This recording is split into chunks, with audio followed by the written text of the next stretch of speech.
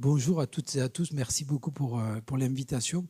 Je suis maraîcher et arboriculteur, je suis également coprésident des producteurs de légumes de France. Mais je suis ici justement au titre du travail qu'on fait national sur l'agrivoltaïque et le photovoltaïque.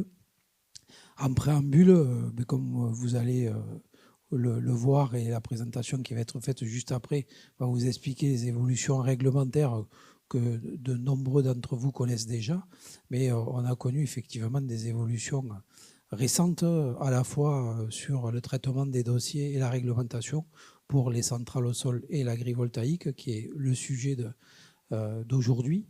Sur ce travail, on le fait depuis beaucoup de mois et plusieurs années avec l'administration pour essayer justement d'avancer sur une définition plus claire du type d'installation photovoltaïque ou au sol et le cadre dans lequel réglementaire, général, les choses peuvent s'envisager, puisqu'on était quand même dans le flou le plus total sur des projets qui étaient des projets plutôt expérimentaux.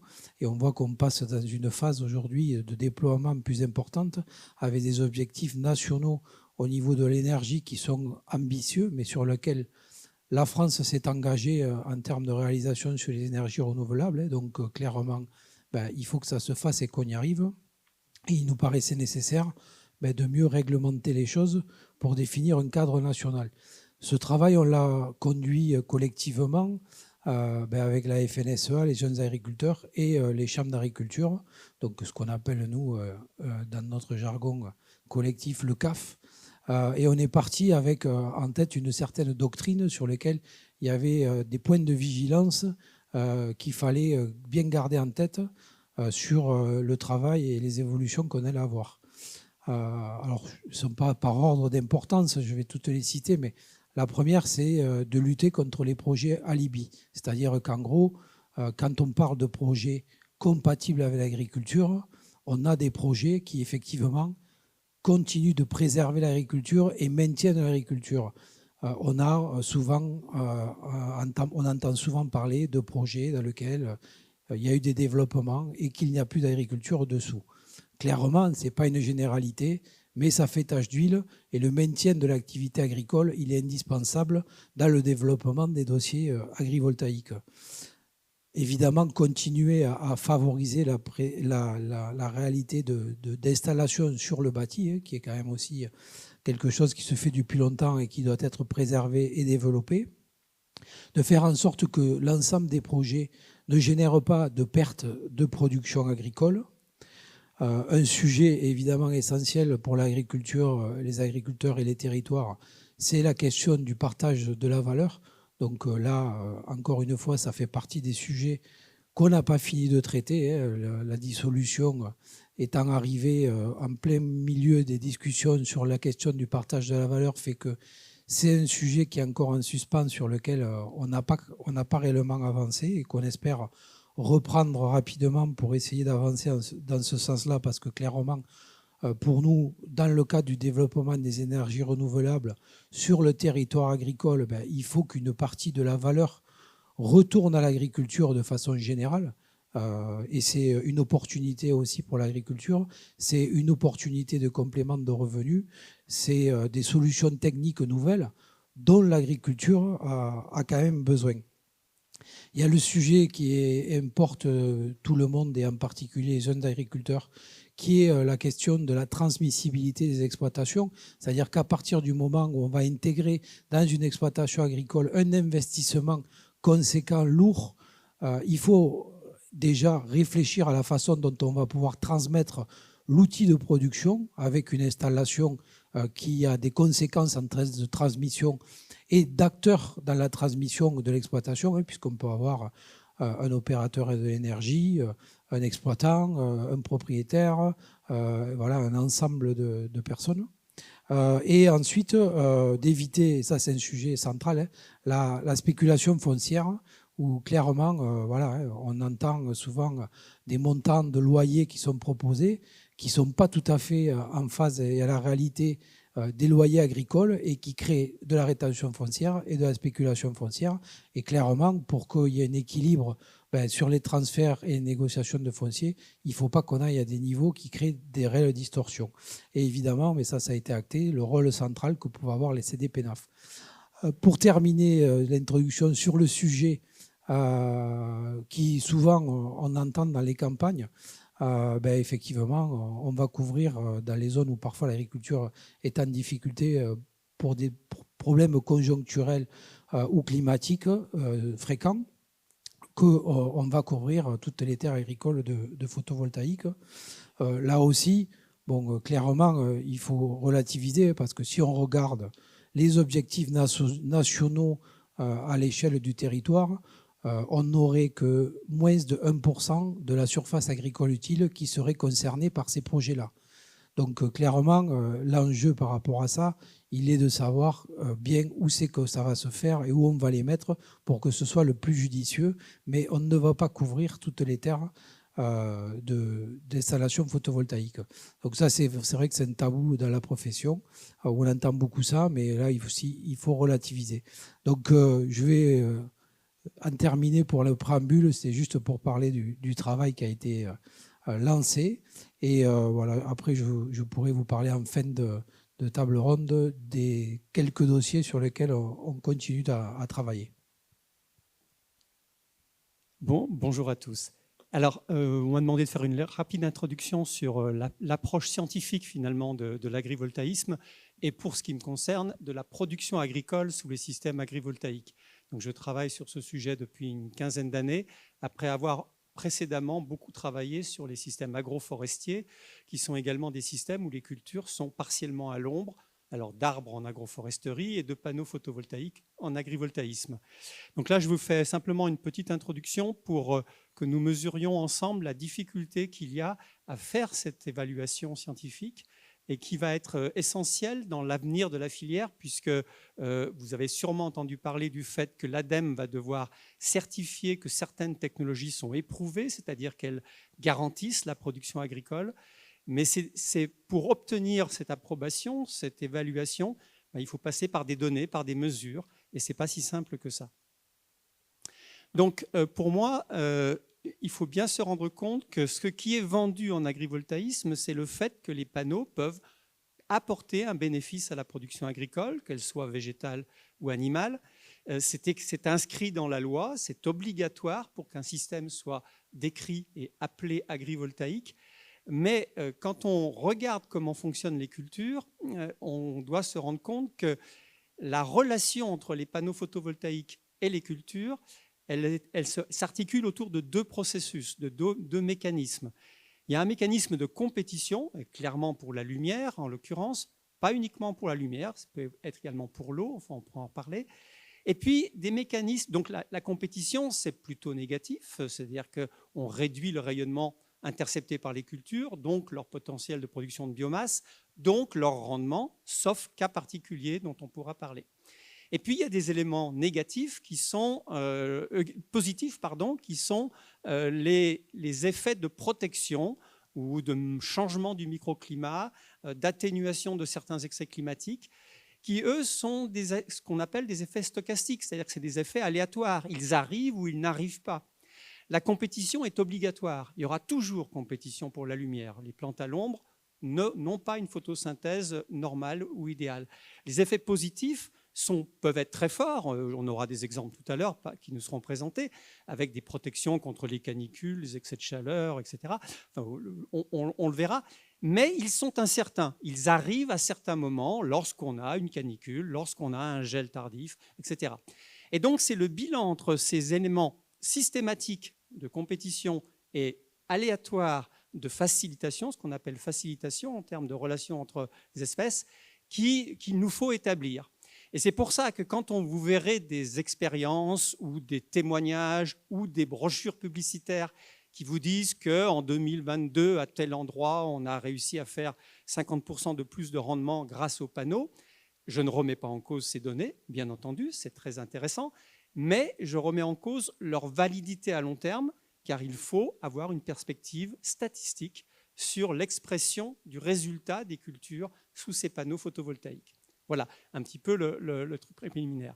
Donc ça veut dire qu'il faut de nombreuses observations pour arriver à comprendre ce qui se passe réellement en interaction. Et évidemment, nous sommes tous pressés, donc nous aimerions que ça se passe très vite et qu'on ait tout de suite les résultats.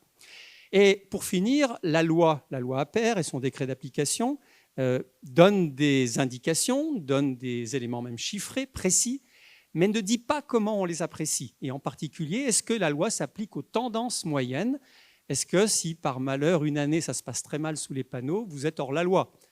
Moi, je pense que non, mais il va falloir le préciser, tout ça.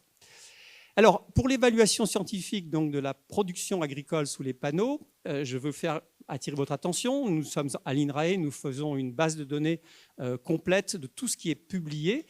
Et nous nous en tenons à ce qui est publié dans les revues scientifiques parce que, évidemment, c'est un peu compliqué d'avoir des validations de données si elles ne sont pas un peu contrôlées par les pairs. Donc, c'est notre base. Et pour moi, cette base de données est relativement biaisée. Pour une raison simple, et j'ai eu des témoignages directs qui correspondent, c'est que lorsque les résultats agronomiques ne sont pas très bons, le financeur, qui est en général l'électricien, n'est pas très tenté que ça soit publié. Donc, il y a des résultats qui ne sont jamais publiés. Et c'est en général les résultats un petit peu désagréables. Par ailleurs, les résultats de terrain sont très hétérogènes. Vous pourrez le voir. Je vais vous montrer un exemple dans quelques instants. Ce qui fait que la généralisation est assez difficile et qu'il faut être assez prudent. Donc, pour moi, il est probable qu'il n'y aura pas de technologie éprouvée dans un proche futur parce que ça va être très compliqué de prouver qu'une technologie correspond aux critères du décret d'application de la loi Aper. Sauf éventuellement pour des technologies à très faible taux de couverture, où là, effectivement, les panneaux ne font pas beaucoup d'effet aux cultures. Alors, je voudrais attirer votre attention dans cette introduction sur une dérive possible, probable, certaine, qui est ce qu'on appelle les systèmes juxtaposés. La loi dit très bien que l'agrivoltaïsme, c'est la superposition de deux productions, électriques et agricoles, sur la même parcelle. Mais évidemment, on peut avoir plein de déclinaisons, et vous connaissez énormément d'exemples, je suppose tous, de systèmes où on a soit une superposition, donc ce sont les pergolas, les ombrières, les éléments assez élevés au-dessus du sol, mais on peut aussi avoir la juxtaposition, c'est-à-dire des panneaux, une allée cultivée, des panneaux, une allée cultivée, etc. Ce sont les systèmes plus juxtaposés. Ces systèmes juxtaposés, les interactions avec les panneaux sont plus réduites. Évidemment, on a moins d'interceptions, etc. Et donc, leur efficacité est voisine de 1 en termes de coefficient d'efficacité de land equivalent ratio, le coefficient de rendement équivalence, qui mesure l'intérêt qu'il y a à mélanger les deux productions. Quand il vaut 1, on n'a pas spécialement intérêt à les mélanger, puisque si on les sépare, ça donne le même résultat. Les LER des systèmes superposés que nous avons pu publier, qui sont publiés dans la littérature, sont entre 1,2 et 1,7. Là, c'est très intéressant parce que ça veut dire qu'une exploitation de 100 hectares qui fait 100 hectares d'agrivoltaïsme, elle va produire autant d'électricité et de produits agricoles qu'une exploitation de, mettons si c'est 1,5, de 150 hectares dans laquelle vous séparez les panneaux et les cultures. Donc là, c'est un très bon indicateur de l'efficacité. Or, les systèmes juxtaposés, eux, ils ne permettent pas de préserver le rendement agricole. Et on va revenir sur ce seuil de 90% du rendement qu'il faudrait assurer en moyenne. Ils ne peuvent pas, puisque une partie de la parcelle est complètement sortie, une partie importante de la parcelle est sortie de la production agricole.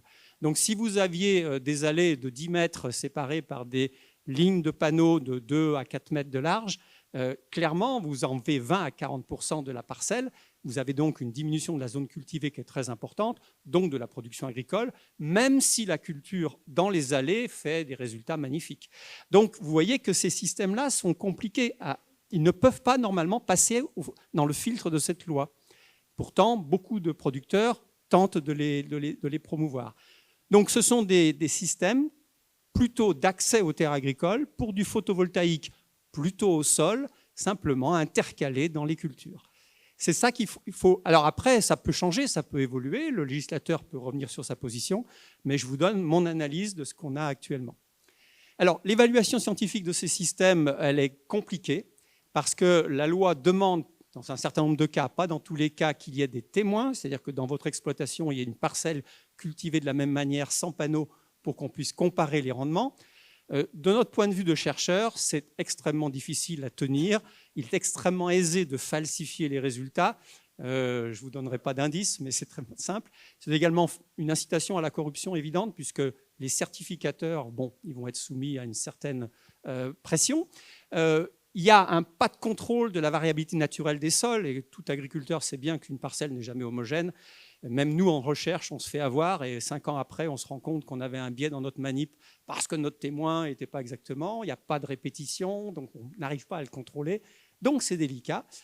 C'est une transmission de données déclaratives, donc non contrôlées. Vous remontez à l'ADEME chaque année ce que vous voulez. Bon, c'est un peu compliqué. Et puis, c'est un coût d'expertise substantiel qui réduit l'attractivité de l'agrivoltaïsme. C'est un peu compliqué. Je vous l'ai dit, l'approche statistique est indispensable pour tenir compte des nombreux facteurs perturbateurs de mesure. Nous, dans nos expériences, très souvent, on a une maladie qui se déclare dans une parcelle et pas dans le témoin, ou l'inverse, ou des mauvaises herbes, etc. Et donc, ça complique beaucoup de choses sur l'évaluation. Et puis, il faut tenir compte de la fréquence des événements climatiques stressants contre lesquels on est censé se protéger avec le système. Alors, je conclus simplement en vous donnant un tout petit exemple, un extrait de notre base de données. Ça, ce sont un exemple sur le blé. Alors, blé tendre et blé dur mélangés, j'ai mis les deux ensemble. Avec le rendement relatif, quand il vaut 1, ça veut dire qu'on a le même rendement. Alors, c'est le rendement relatif parcelle. Ça tient compte donc de la surface de la parcelle qui ne peut pas être cultivée à cause des poteaux, des câbles, des chemins, etc. Et vous avez donc là toutes les données publiées à ce jour dans la littérature sur le rendement du blé en système agrivoltaïque. Vous voyez que pour des... Alors, en bas, c'est le taux de couverture, donc la surface de panneaux par hectare. 0,1, c'est 1000 m² de panneaux par hectare. 0,5, c'est 5000 m² de panneaux par hectare. Vous voyez que pour des systèmes qui sont des taux de couverture aux alentours de 15 à 20%, on a des rendements relatifs de 1, proches de 1, donc on maintient le rendement. Mais dès qu'on est sur des taux de couverture plus élevés, on a des rendements qui diminuent. C'est assez logique et c'est dans différents cas de figure. Alors je vous le montre, c'est sur à la fois des panneaux verticaux, donc entourés en orange, et des panneaux inclinés, fixes, entourés en vert. Là, je n'ai pas de résultat avec des panneaux mobiles pour l'instant qui a été certifié. Alors voilà. Et si on regarde plus en détail d'où ça vient, pardon, je me suis trompé. Là, vous avez l'origine des données. Et là, ce qui est intéressant, c'est de regarder, parce qu'on essaie de comprendre pourquoi on a cette variabilité. Eh bien, on a des résultats qui viennent du nord de l'Europe, du sud de l'Europe, ici, de la région méditerranéenne, d'Inde, d'Allemagne, de Belgique, de France, etc. Et donc, au début, on se disait, par exemple, les Belges, qui ont fait beaucoup de ces expériences où les rendements sont mauvais dans les systèmes agrivoltaïques, disaient c'est la latitude, c'est pas adapté dans les latitudes élevées. Et en fait, non, on trouve toujours des contre-exemples. Donc vous voyez que l'évaluation est complexe et que si on se base sur ce genre de données, eh bien, on va avoir du mal à éprouver des technologies. Je conclus en disant que nous sommes face à quelques incohérences de la réglementation qui sont gênantes. Le taux de couverture qui est indiqué dans les textes réglementaires est calculé en projection au sol des panneaux. C'est totalement inutilisable dans la plupart des cas, les panneaux verticaux, les panneaux très inclinés, les panneaux mobiles. Donc il faudrait vraiment changer cette définition pour avoir un taux de couverture qui représente vraiment l'ombrage subi par les cultures. Et puis, de notre point de vue, les agriculteurs sont pris au piège puisqu'on leur demande de faire des miracles, on leur demande de faire 90% du rendement avec des installations qui auront des taux de couverture importants parce que les électriciens ont besoin de ça pour avoir des projets rentables. Et là, je pense qu'un jour ou l'autre, il va falloir arrêter l'hypocrisie qui est derrière ce texte et dire, regarder les choses en face et dire, OK, il y a un compromis à faire, mais il n'est peut-être pas à 90% du rendement. Voilà un petit peu les quelques idées que je voulais partager avec vous en introduction. Donc quelques éléments sur la Chambre d'agriculture du Vaucluse et le domaine expérimental de Piolenc. Donc on a un domaine qui est en place depuis 1996 sur lequel en hiver 2018-2019 une expérimentation qui devait avoir lieu à l'INRAE de Pêche Rouge n'a pas été mise en place puisque la loi littorale empêchait la mise en place de panneaux d'agrivoltaïsme. Donc cette expérimentation est venue sur le domaine expérimental de Piolenc, a été suivie en grande partie par l'INRAE pendant 3 ans et depuis 3 années complémentaires, nous le suivons avec nos amis de Sonagri Donc la vigne, elle a été implantée en 2000. C'est une zone qui est séchante avec un encroûtement environ 60-70 cm. Donc on a des conditions qui ne sont pas tout à fait représentatives des vignes des Côtes-du-Rhône, mais c'est des vignes séchantes, donc on est quand même, c'est très intéressant d'avoir ces conditions-là. Le suivi, je l'ai dit, vous avez parlé tout à l'heure du taux de couverture. On est sur un taux de couverture qui est très important. On est à 75% si je ne dis pas de bêtises. Donc une rangée de panneaux par rangée de vignes. Ce qui est important de dire, c'est que l'ensemble des travaux agricoles sont effectués de la même manière sur le témoin que sous les panneaux. Donc on a 2 blocs de 300 m² de panneaux et 2 témoins d'environ les mêmes surfaces. La technologie, c'est une technologie Sunagri. Les panneaux ne sont pas reliés à un système électrique, donc ne produisent pas d'électricité. C'est une simulation et c'est des panneaux qui sont dynamiques, donc je vais aller être très synthétique, qui les fins d'après-midi couvrent la vigne pour la mettre à l'ombre quand il fait très chaud en été. Quels sont les résultats, puisque c'est l'objectif de ma présentation, qui ont été obtenus? Alors, pour être très clair, la présentation en grande partie vient des résultats de Sunagri, sachant qu'on fait aussi beaucoup de mesures et que j'ai mis que des données qui me correspondent, mais vous n'êtes pas obligé de me croire, mais l'ensemble des données me correspondaient.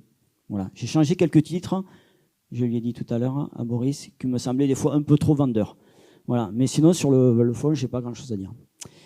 Un élément qui est assez net quand on visite, donc je vous invite à venir au mois de juillet l'année prochaine visiter les panneaux, c'est que les vignes sous panneaux poussent beaucoup plus. On a une végétation qui est beaucoup plus luxuriante, des feuilles sont beaucoup plus grandes, beaucoup plus fines. On voit qu'elles cherchent un peu de lumière.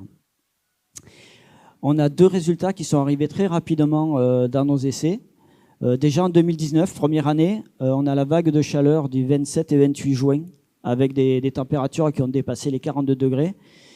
Sur une vigne qui commençait à avoir soif, alors que normalement on n'est pas dans des périodes où la vigne a soif, et des périodes des vignes qui poussent beaucoup. Donc on a eu des brûlures, alors pas aussi importantes que ce que vous avez pu voir dans la presse, mais on avait environ 20% du feuillage et des grappes qui étaient brûlées, parce qu'on utilise aussi beaucoup de soufre sur notre domaine, puisqu'on essaie d'avoir une protection la plus biocontrôle possible.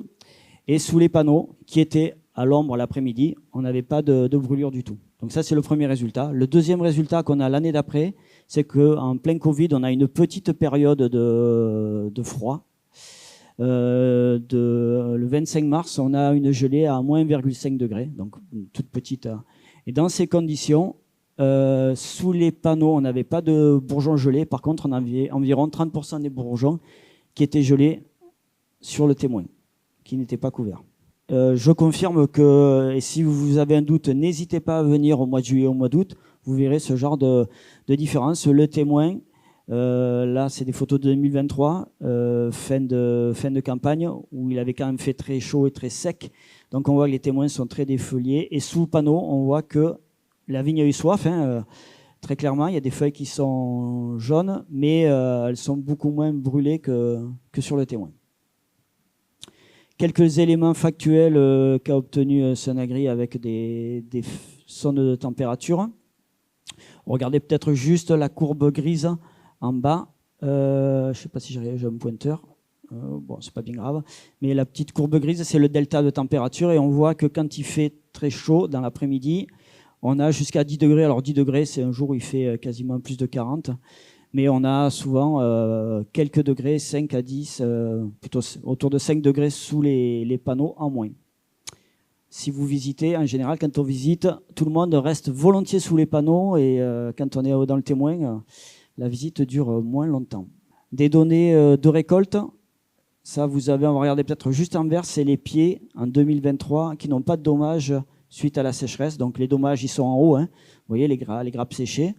Globalement, les modalités AVD sous panneau ont beaucoup plus de cep sans dommage. Et en 2023, on avait fait, avec nos amis de Sunagri, des modalités qui n'étaient pas irriguées, aussi bien dans le témoin, contrôle non irrigué, et aussi bien sous les panneaux. Et sous les panneaux non irrigués, on avait quand même des résultats qui étaient bien meilleurs. Quels sont les résultats sur les économies d'eau? Alors comme je l'ai dit, on a des endroits, une zone qui est très séchante, donc on fait de l'irrigation quasi systématique. sauf les années vraiment très humides. Pour essayer d'avoir un suivi hydrique à peu près homogène entre les modalités, on utilise des chambres à pression. D'ailleurs, on fait des mesures de nuit pour vérifier le stress de la vigne. Et on essaie d'adapter l'irrigation pour avoir on va dire des contraintes hydriques très proches, aussi bien dans le témoin que sous les panneaux. Dans ces conditions-là, c'est tout à droite, on a des économies d'eau. Je ne sais pas si elle est là. Oui, alors c'est toute la diapo d'après. Voilà. On a des économies d'eau qui vont de 30 à 60%. Bon, on va être objectif. Je ne sais pas si on fera 60% chaque année, mais on utilise nettement moins d'eau sous les panneaux. Après, une question qu'on nous pose vraiment, et vous parliez des 10% réglementaires, c'est les rendements de la vigne.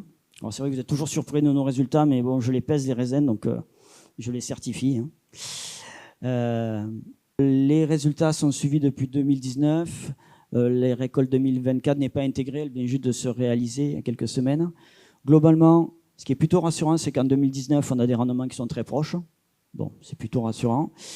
Et rapidement, on a une tendance. Alors en 2020, vous avez un peu l'effet gel, notamment sur la modalité contrôle E. On voit qu'on a moins de raisins.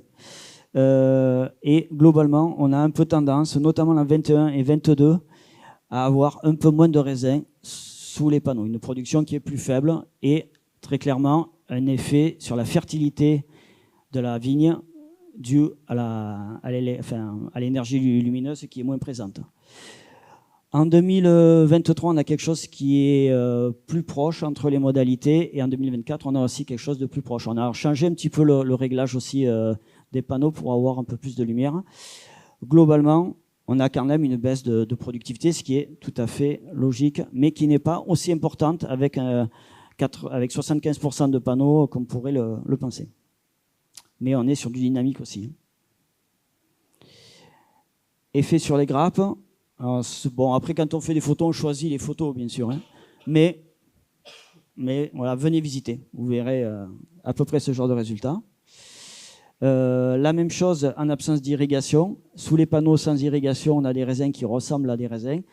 En 2023, le témoin sans irrigation, il était, je ne sais pas si vous l'avez bien vu, ils étaient beaucoup plus secs et beaucoup plus desséchés. Un élément qui est important, donc c'est des grenaches noirs, on fait du vin. Et ce qui compte, c'est pas tellement les kilos de raisin, c'est les hectos de vin que va produire un agriculteur. Donc l'année dernière et cette année, ils vont faire la même chose. Ils ont regardé quels étaient les ratios kilos de raisin pour faire un hecto de vin. Alors les résultats ne sont pas d'une homogénéité totale, mais globalement, vous avez vu la tête qu'avaient les raisins, on a quand même besoin de moins de raisins sous les panneaux pour faire un hecto de vin. Et ce qui est plutôt une bonne information même, ça veut dire que même si on produit peut-être un peu moins de raisins, comme les baies sont plus grosses, plus turgescentes, le rendement en vin est nettement amélioré. Donc on peut avoir, et ça, vous avez raison, il faut qu'on continue à le travailler sur plusieurs sites et plusieurs années, parce que c'est de l'expérimentation, et on peut avoir aussi des artefacts. Mais on a des tendances qui sont quand même assez lourdes. La qualité du vin, alors je reste prudent sur la qualité du vin parce que les goûts et les couleurs ne se discutent pas. Donc qu'est-ce que c'est comme bon vin ? Et je précise qu'il n'y a pas de dégustation pour que vous puissiez tester les différents vins et voter à la fin pour savoir si le vin agrivoltaïque est meilleur. L'année prochaine peut-être, mais pas cette année. Voilà, ça c'est le rôle de Senagri. Donc vous verrez là, il n'y a pas la diapo chambre parce que ça c'est un travail de Senagri en prestation avec Enteron. Globalement, on retrouve quelque chose qui est assez systématique, c'est que sous les panneaux, on a du retard de maturité. Donc on a des raisins sous panneaux qui mûrissent plus tardivement, ce qui est plutôt un avantage avec le changement climatique, puisqu'on a tendance à mûrir de plus en plus tôt. Et on a des vins qui sont légèrement plus acides. Et en dégustation, je vais le dire comme ça, les vins sont très corrects dans les deux modalités. Alors certains trouveront que l'agrivoltaïsme est meilleur. Moi je dirais, voilà, on a deux vins qui sont très proches de ce qu'on cherche comme type de vin. En conclusion, en précisant, avec un dispositif, je le répète, qui n'est pas le dispositif qui est habituellement vendu par la société, donc avec un GCR de 75, on a une protection sur des gels faibles, on a une bonne protection pour un épisode de forte canicule, on a globalement économisé de l'eau, on a retardé la récolte, on a amélioré les rendements en hecto, et on n'a pas de remise en question de la qualité des vins. les points à travailler, sans parler du paysage et d'autres problématiques réglementaires, hein. C'est la mise à fruit, c'est le fonctionnement physiologique qui est différent. Et puis la réponse aux différents cépages, là on a testé du grenache, mais voilà, des variétés, il en existe et des cépages de nombreux. Comment réagissent les autres, je ne sais pas. Je vous remercie de votre écoute. Vous parliez d'une protection pour le petit gel avec l'exemple de 2019. Qu'est-ce que ça a donné en 2021 où le gel a été plus conséquent? Comme on avait un artefact avec nos amis de Sener, on a dit on ne veut plus jamais d'avoir d'artefact parce que le témoin avait moins de raisins. Donc on a taillé très tard et en plus on a mis des filets anti-gel, donc en 2021 on n'a pas gelé. Voilà. On a utilisé les techniques taille tôt, taille tard, rien ne vaut la taille de Mars. Et ça a marché. Voilà, on va passer au kiwi maintenant. Alors, vous avez même la doudoune kiwi. Vous êtes très corporel jusqu'au bout. Donc c'est mes serres qui se trouvent sur la commune de Boé, dans le Lot-et-Garonne. Donc c'est une serre j'ai 3 serres exactement. Une serre qui fait 1,15 hectare, une autre qui fait 4 hectares et la troisième qui fait 3,5 hectares. Donc sur ces serres, nous avons 8 hectares de kiwi rouge. J'étais un peu le précurseur du kiwi rouge en France, hein. Et on a 65 arts de kiwi jaune. Donc ces serres, les premières plantations ont été faites sur la serre 1 et 2, donc en 2018, et la troisième a été plantée en 2019. Voilà. Donc on a quand même rentré rapidement en production, hein. C'est plantation 2018, 2019, on a fait la première récolte. On a fait 2,5 tonnes sur 18 mois. Au bout de 18 mois, on a fait 2,5 tonnes. Après, en 2020, on est monté à 10 tonnes. 2021, on est monté à 15. 2022, 20. 23, on est redescendu à 15. On a eu des problèmes de punaises diaboliques, hein. Chez nous, ça devient problématique. Et cette année, on est à peu près sur 15 ou 16 tonnes hectares. Voilà. Voilà. Ce qu'on peut dire, c'est que sous les serres, la problématique, le kiwi, c'est le terroir, quoi. Souvent, on n'a pas le terroir qui convient au kiwi parce que ce qui convient au kiwi, c'est des terres en bordure de Garonne, sur des alluvions. Et la plupart des serres se trouvent sur des boulbènes ou terres fortes. Et donc, c'est vraiment pas le terroir pour le kiwi, mais bon, on y arrive quand même, hein. De toute façon, aujourd'hui, l'objectif du kiwi rouge, c'est 20 tonnes hectares. Faut savoir qu'un kiwi rouge, c'est un petit fruit. C'est un fruit qui, comment expliquer, c'est entre le kiwi et le kiwi vert, mais ça fait 70-80 grammes. Donc, l'objectif, c'est d'avoir des calibres commerciaux. Et donc, voilà. Donc, il faut éclaircir beaucoup. Ça demande beaucoup de travail. On est à peu près à plus de 1000 heures hectares de travail. Mais après, on sait que kiwi jaune, hein, c'est à peu près les mêmes heures, hein, à l'extérieur, hein. Donc voilà, ça demande quand même beaucoup de travail, de technicité aussi, hein. C'est vraiment très particulier, hein. Puis sous serre, c'est différent qu'à l'extérieur, hein.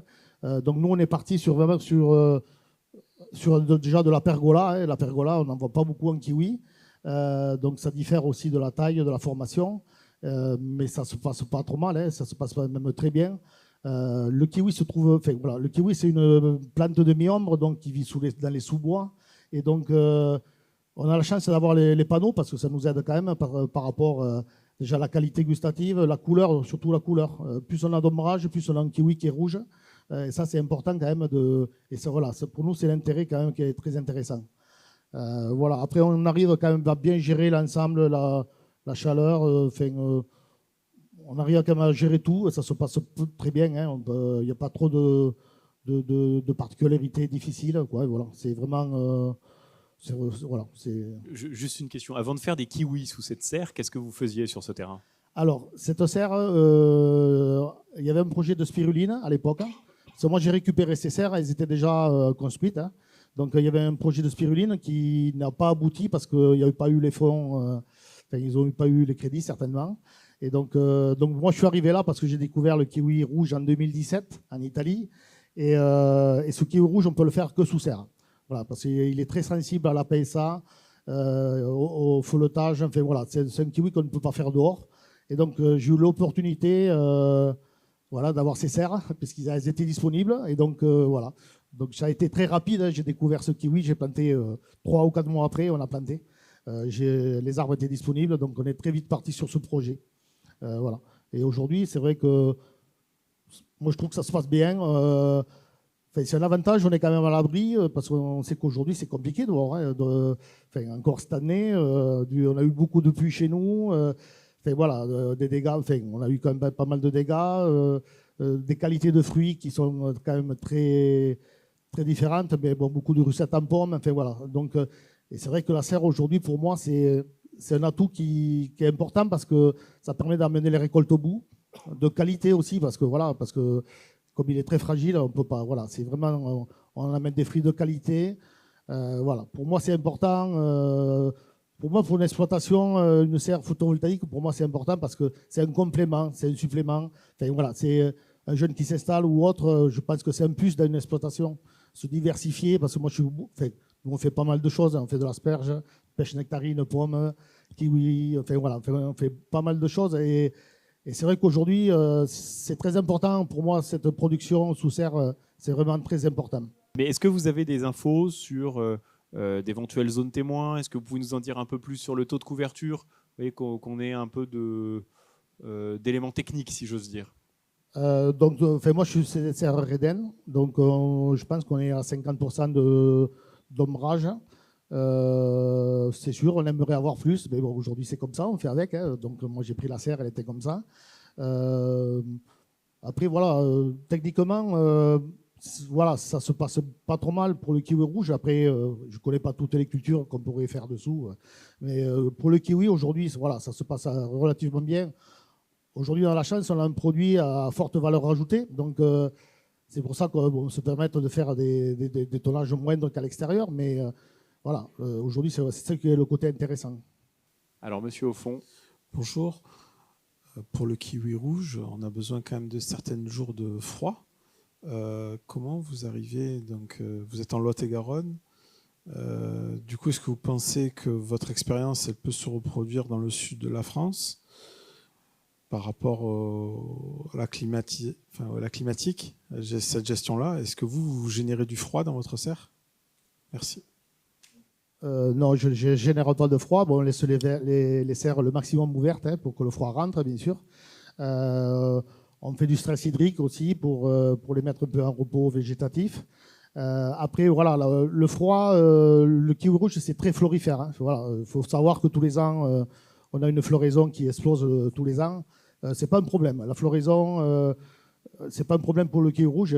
C'est pour ça que même si on a moins de froid dans les serres, ça pose aucun problème. Et en termes de duplicabilité, parce que c'était la seconde partie de la question de monsieur, n'hésitez pas à vous présenter quand vous posez une question. En termes de duplicabilité, du coup, est-ce que vous voyez ça possiblement dans d'autres territoires, notamment provençaux? Provençaux, ici, on n'a pas beaucoup de kiwi rouge encore, mais je pense que oui. Je pense qu'il y a des possibilités, oui. Alors, merci beaucoup, Jean-Michel. Si vous voulez bien, chers amis, on va passer à la suite. On va passer à vous. Sophie Stévenin, vous êtes chargée de mission à la Chambre régionale d'agriculture d'Auvergne-Rhône-Alpes et vous assurez la direction de la CEFRA. Donc bonjour, je vous présente rapidement la CEFRA. Donc on est une station expérimentale basée, donc association loi 1901, qui a été créée en 1990 et qui est basée à Étoile-sur-Rhône, donc en moyenne vallée du Rhône, au cœur du bassin fruitier. On est sur le site de la ferme expérimentale d'Étoile. Et donc, on a beaucoup d'expérimentations, tout ce qui est fruits à noyaux, et notamment évaluation variétale, technique de conduite des arbres, réduction des intrants, agroforesterie et le dernier, donc l'expérimentation, une des plus récentes mises en place, c'est un démonstrateur photovoltaïque que je vais vous présenter. Donc on est sur un domaine qui appartient au conseil départemental de la Drôme et qui est mis à disposition de la Chambre d'agriculture de la Drôme. Donc par rapport à cette expérimentation, je pense que je vais pouvoir passer. Voilà. Je vais entrer directement sur l'expérimentation photovoltaïque. Donc, en partenariat avec la société Sun Agri. Donc, on est sur du photovoltaïque pilotable avec des panneaux qui sont bifaciaux. Donc, une des dernières générations de panneaux. Je vous ai présenté le plan parce qu'on est sur une parcelle qui fait en tout environ 4 hectares, avec un dispositif qui reste expérimental, et c'est ça qui est important à dire parce qu'on a encore beaucoup de choses à tester, je pense, pendant toutes les années d'expérimentation. Donc on a voulu un dispositif expérimental assez complexe, c'est-à-dire déjà on a pêche et abricots, cerises de façon anecdotique. Parmi les pêches et les abricots, on a plusieurs variétés, donc pour essayer de comprendre le fonctionnement de la variété qui est soumise à un ombrage piloté, puisque les variétés n'ont pas les mêmes besoins en froid, pas les mêmes besoins en lumière, pas les mêmes besoins en éclaircissage. On a des variétés précoces, des variétés tardives, c'est-à-dire qu'on peut aller d'une variété qui va être en abricot ou en pêche. Hein. Les producteurs ont des variétés qui vont de début juin à début septembre. Voilà, donc on s'est mis sur plusieurs types de variétés avec des conduites techniques différentes. Voilà, donc on a sur ma gauche des variétés. On commence par une variété de pêche qui est en forme plate, c'est-à-dire type F fruitière, en axe, avec des distances entre rangs qui sont de 4 mètres. Après, on passe à de l'abricotier, toujours avec des formes plates, avec des distances entre rangs de 4 mètres. Et ensuite, on travaille sur des variétés d'abricotier en forme en volume gobelet, c'est-à-dire la forme que les arboriculteurs, pour l'instant, ont l'habitude de travailler, qui leur fait aussi une référence. Et ensuite, on passe avec un dispositif pêche en gobelet. Quand je dis pêche, c'est pêche ou nectarine. Donc on a la variété Nectar Love en nectarine, nectarine en forme plate. Ensuite, on a des variétés d'abricots et on suit une variété en forme plate, une autre variété en forme en volume. Et ensuite, on repasse sur des pêches forme en volume. Et tout à droite, vous voyez, on n'a pas de panneaux, donc on reprend les mêmes variétés et les mêmes formes fruitières, c'est-à-dire des formes en volume avec des distances de plantation à 4 mètres entre rangs, des formes plates avec des distances de plantation à 4 mètres entre rangs, et des formes en volume avec des distances de plantation à 6 mètres entre rangs. Donc voilà, on a quand même pas mal de choses à suivre au niveau suivi agronomique. Et on a, ce qui est plus petit, là, c'était une variété de nectarine tardive qui était déjà sur site et qui a été implantée en 2016 et qui a permis d'avoir des résultats dès la première année sur la production, alors que tout le reste du dispositif a été implanté. Alors, donc, la structure photovoltaïque a été implantée courant 2021. Et les plantations d'arbres se sont faites en janvier 2022, donc première feuille en 2022, première année de pousse. Au niveau du taux de couverture, on est environ, alors suivant si on est aux formes voyez, plus resserrées à 4 mètres ou aux formes qui sont à 6 mètres, on tourne on a une moyenne de 38% d'ombrage, avec plus d'ombrage sur les formes qui sont plates et à 4 mètres entre rangs. Voilà pour. Donc on suit 2 dispositifs. Un dispositif expérimental sur une variété nectarine tardive qui était déjà en production, et un projet pilote démonstrateur sur pratiquement 3 hectares de pêche et abricots qui ont été implantés en 2022. Donc on a forcément beaucoup moins de résultats à présenter au niveau de la production, puisque notre première année de production, ça a été pour le nouveau verger en 2023, ce qui est même exceptionnel de produire dès la 2e feuille. Voilà, donc je vais vous présenter les résultats du suivi agronomique.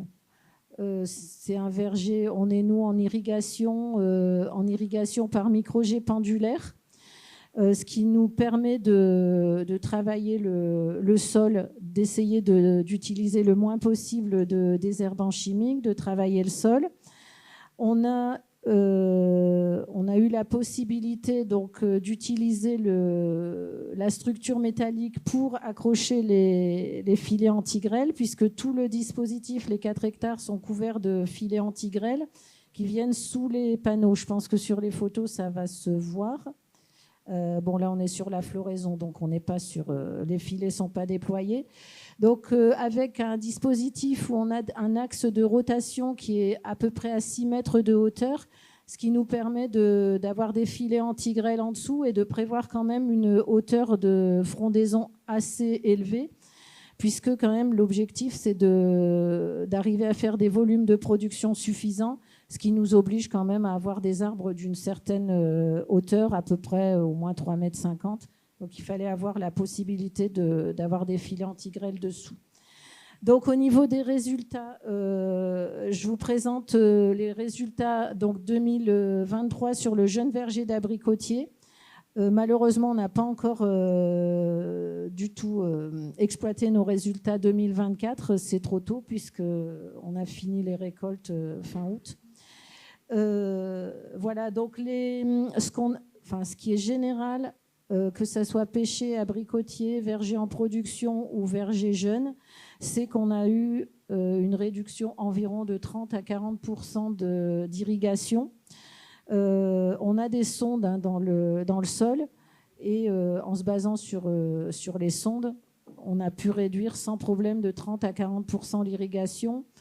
Et on pense même dans les prochaines années aller au-delà au niveau restriction d'irrigation parce qu'on a des arbres qui poussent beaucoup. Voilà. Au niveau de la croissance des arbres, sur les 2 premières années, on a quasiment la même croissance. Enfin, en tout cas, les différences ne sont pas du tout significatives.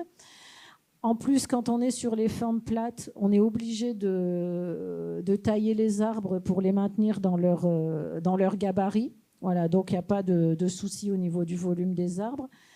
Au niveau du débourrement, on suit le débourrement. Donc on a eu un retard de 3 à 4 jours, donc ça serait à confirmer cette année. Mais bon, on a quand même tendance à avoir un petit retard de débourrement, ce qui est intéressant pour le risque gel. On a un retard aussi de quelques jours sur la floraison. Pareil, c'est intéressant pour le risque gel. Donc je vous ai mis une photo panneaux et témoins sur la même variété, la même forme fruitière qui est de l'axe. Donc vous voyez, on est au stade bouton rouge, je ne sais pas si ma photo est très nette, mais on est au stade bouton rouge sous panneau et le même jour, on est en stade fleur dans les témoins. Donc par rapport au gel, c'est quelque chose qui est important de retarder un peu de retarder la floraison. Voilà.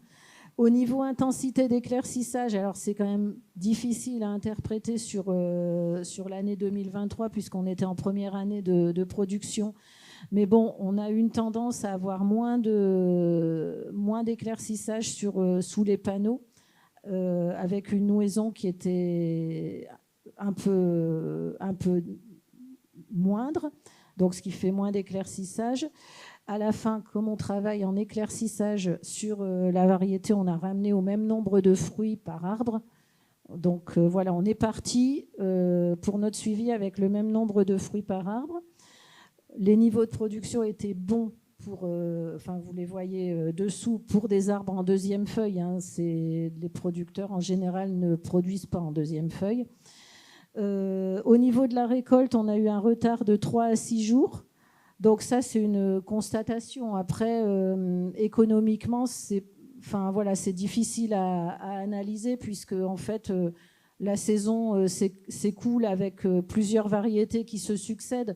Donc un retard de 3 à 6 jours, c'est moins impactant qu'un retard sur la floraison qui peut être intéressant.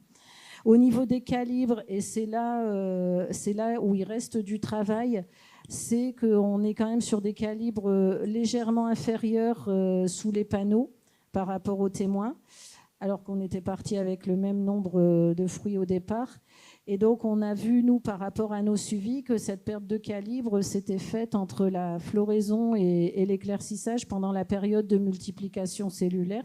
Donc voilà, ça, c'est un travail qui va être poursuivi par rapport au pilotage des panneaux qui a été changé et qui peut être modifié aussi d'une année sur l'autre en fonction des observations agronomiques qu'on peut faire. Voilà, donc du fait de la perte de calibre, on a eu un rendement inférieur qui est lié au calibre. Au niveau qualité des fruits, on est quasiment sur les mêmes taux de sucre. Et au niveau de la coloration, on était sur des colorations légèrement inférieures. Donc ça, c'est 2023. 2024, on était sur une année très peu ensoleillée déjà naturellement. Donc on a eu quand même plus d'impact sur la coloration des fruits, et notamment en abricot. On a beaucoup de variétés bleuchées maintenant, et c'est sur le blush que ça joue. Voilà. Donc au niveau des résultats tonnage, alors j'arrive plus à me... donc en fait ce que vous voyez c'est j'arrive plus à me relire, moi je suis trop près là. Donc à gauche c'est sous panneau, donc vous voyez les rendements légèrement inférieurs mais bon, on est sur environ 14 tonnes hectares et 17 tonnes hectares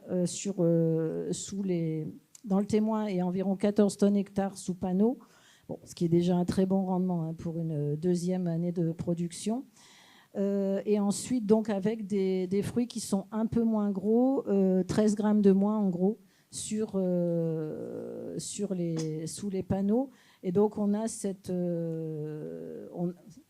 c'est répercuté, c'est le calibre avec les résultats calibre qui a donné ce résultat sur un tonnage un peu moindre. Voilà. Donc là, je vous ai mis une photo des arbres en production sous panneau avec les filets dépliés. Et là, donc, vous voyez les témoins où on n'avait pas les panneaux. Et pareil, on a des filets anti-grêle.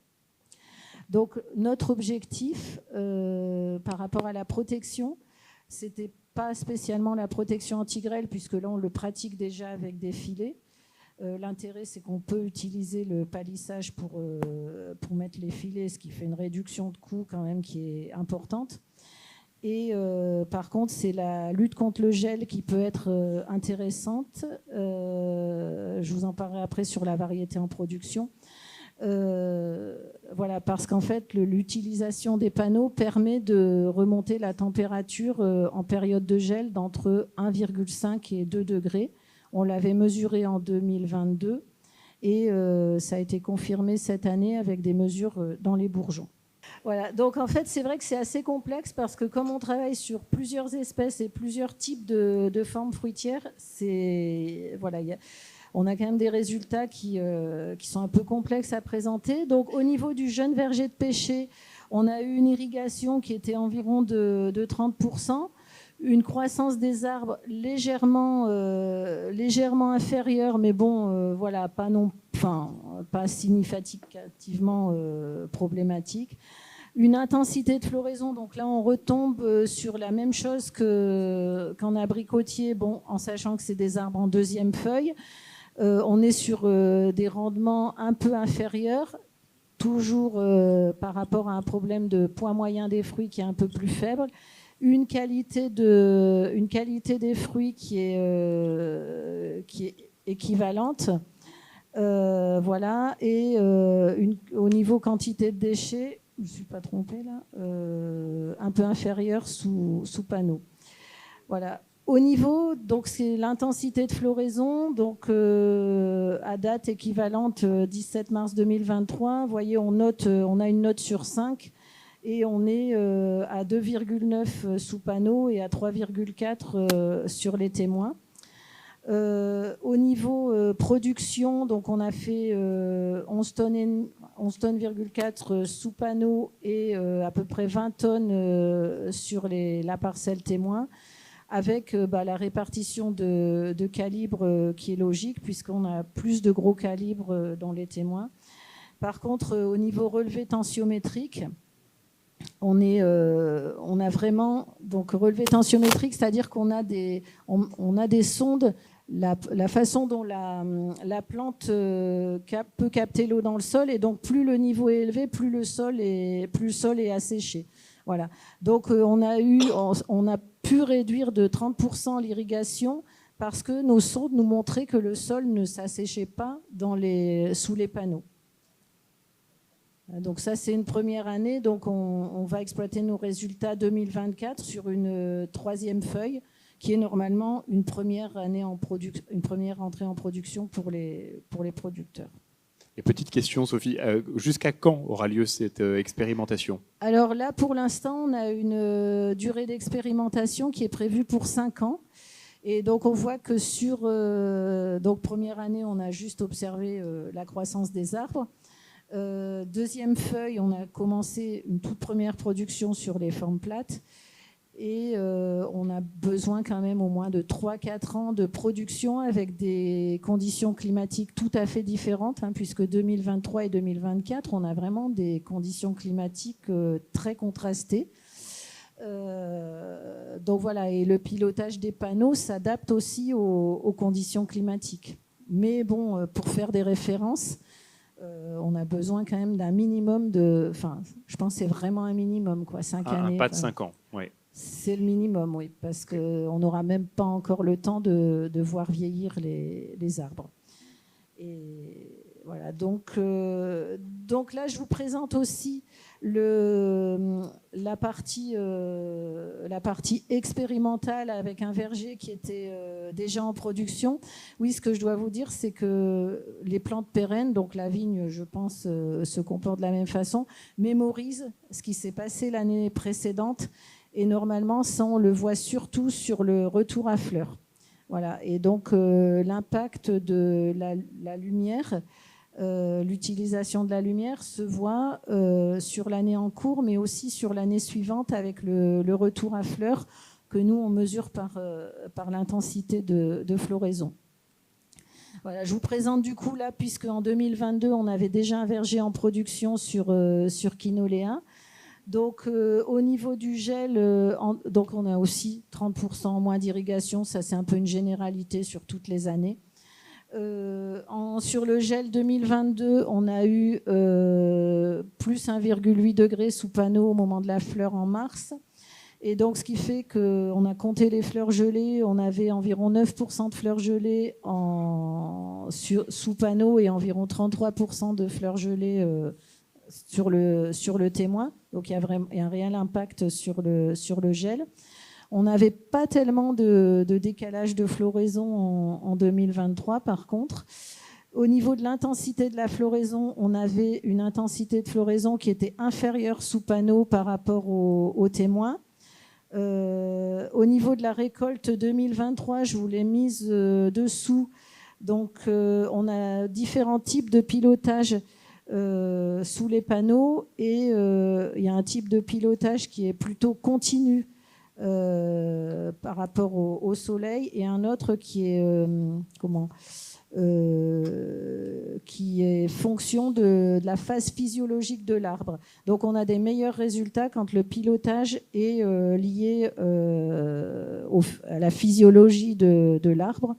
Donc c'est le résultat B. Malgré tout, sur le témoin, on était quand même avec une production supérieure. Voilà. Mais avec des fruits de plus petit calibre, puisqu'on avait un nombre de fruits plus important. Donc en 2023, on a fait environ 25 tonnes sur le premier type de pilotage, 30 tonnes sur le deuxième type de pilotage et 45 tonnes sur le témoin. Voilà. Au niveau des relevés tensiométriques, on est sur les mêmes tendances, c'est-à-dire qu'on voit que les sondes ne montent pas sous les panneaux, ce qui nous permet de réduire l'irrigation. Voilà. Et au niveau de la qualité des fruits, on est quasiment équivalent en indice, on mesure les indices réfractométriques. Voilà. Et là, on a une répartition par calibre qui est quand même supérieure sous les panneaux, mais là, c'est dû au fait qu'on ait un nombre de fruits moins important sous les panneaux. On voit qu'il y a une réaction assez rapide au pilotage parce que le pilotage 2023 a été différent. Et en 2024, on est revenu, même si je n'ai pas encore les statistiques, mais on est revenu sur une floraison qui était pratiquement, enfin, comme ça à l'œil, pratiquement identique entre panneaux et témoins. Donc voilà, ce qui est intéressant, le pilotage permet quand même d'influencer fortement les résultats. On a besoin de travailler encore sur ces aspects pilotage, mais on voit que c'est relativement réactif quand même, si on change le pilotage. Voilà, on a un taux de couverture qui est beaucoup moins important que sur vigne. Là, on n'est qu'à environ 40% de couverture. Mais en fait, on a un taux de couverture qui est proche de celui que prévoit la réglementation. Oui. Enfin, pour le dire d'une manière plus technique. Oui, c'est ça. Oui. Est-ce que peut-être il y a des questions, parce que vous nous avez présenté un très riche document avec de nombreux cas et des tas de retours sur toute une série d'items. J'ai vu des gens prendre des photos. Est-ce que vous avez des questions particulières sur ces exemples de la Drôme? Jean-François Cartoux, agriculteur sur Avignon, élu à la Chambre d'agriculture, et on suit le dossier d'agrivoltaïsme. Le travail qui est à faire par rapport au pilotage des panneaux, au bénéfice de la culture, est-ce que ça porte préjudice à la production d'électricité? Est-ce qu'il y a un antagonisme qui se fait jour? Il y a déjà, on travaille avec Sunagri, donc il y a déjà volontairement une dégradation de la production d'électricité par rapport à ce que pourrait être une production en tracking total. Voilà. Donc, à peu près entre 15 et 20%, entre 15 et 20, on va dire en moyenne 20% de dégradation d'électricité par rapport à un tracking solaire total.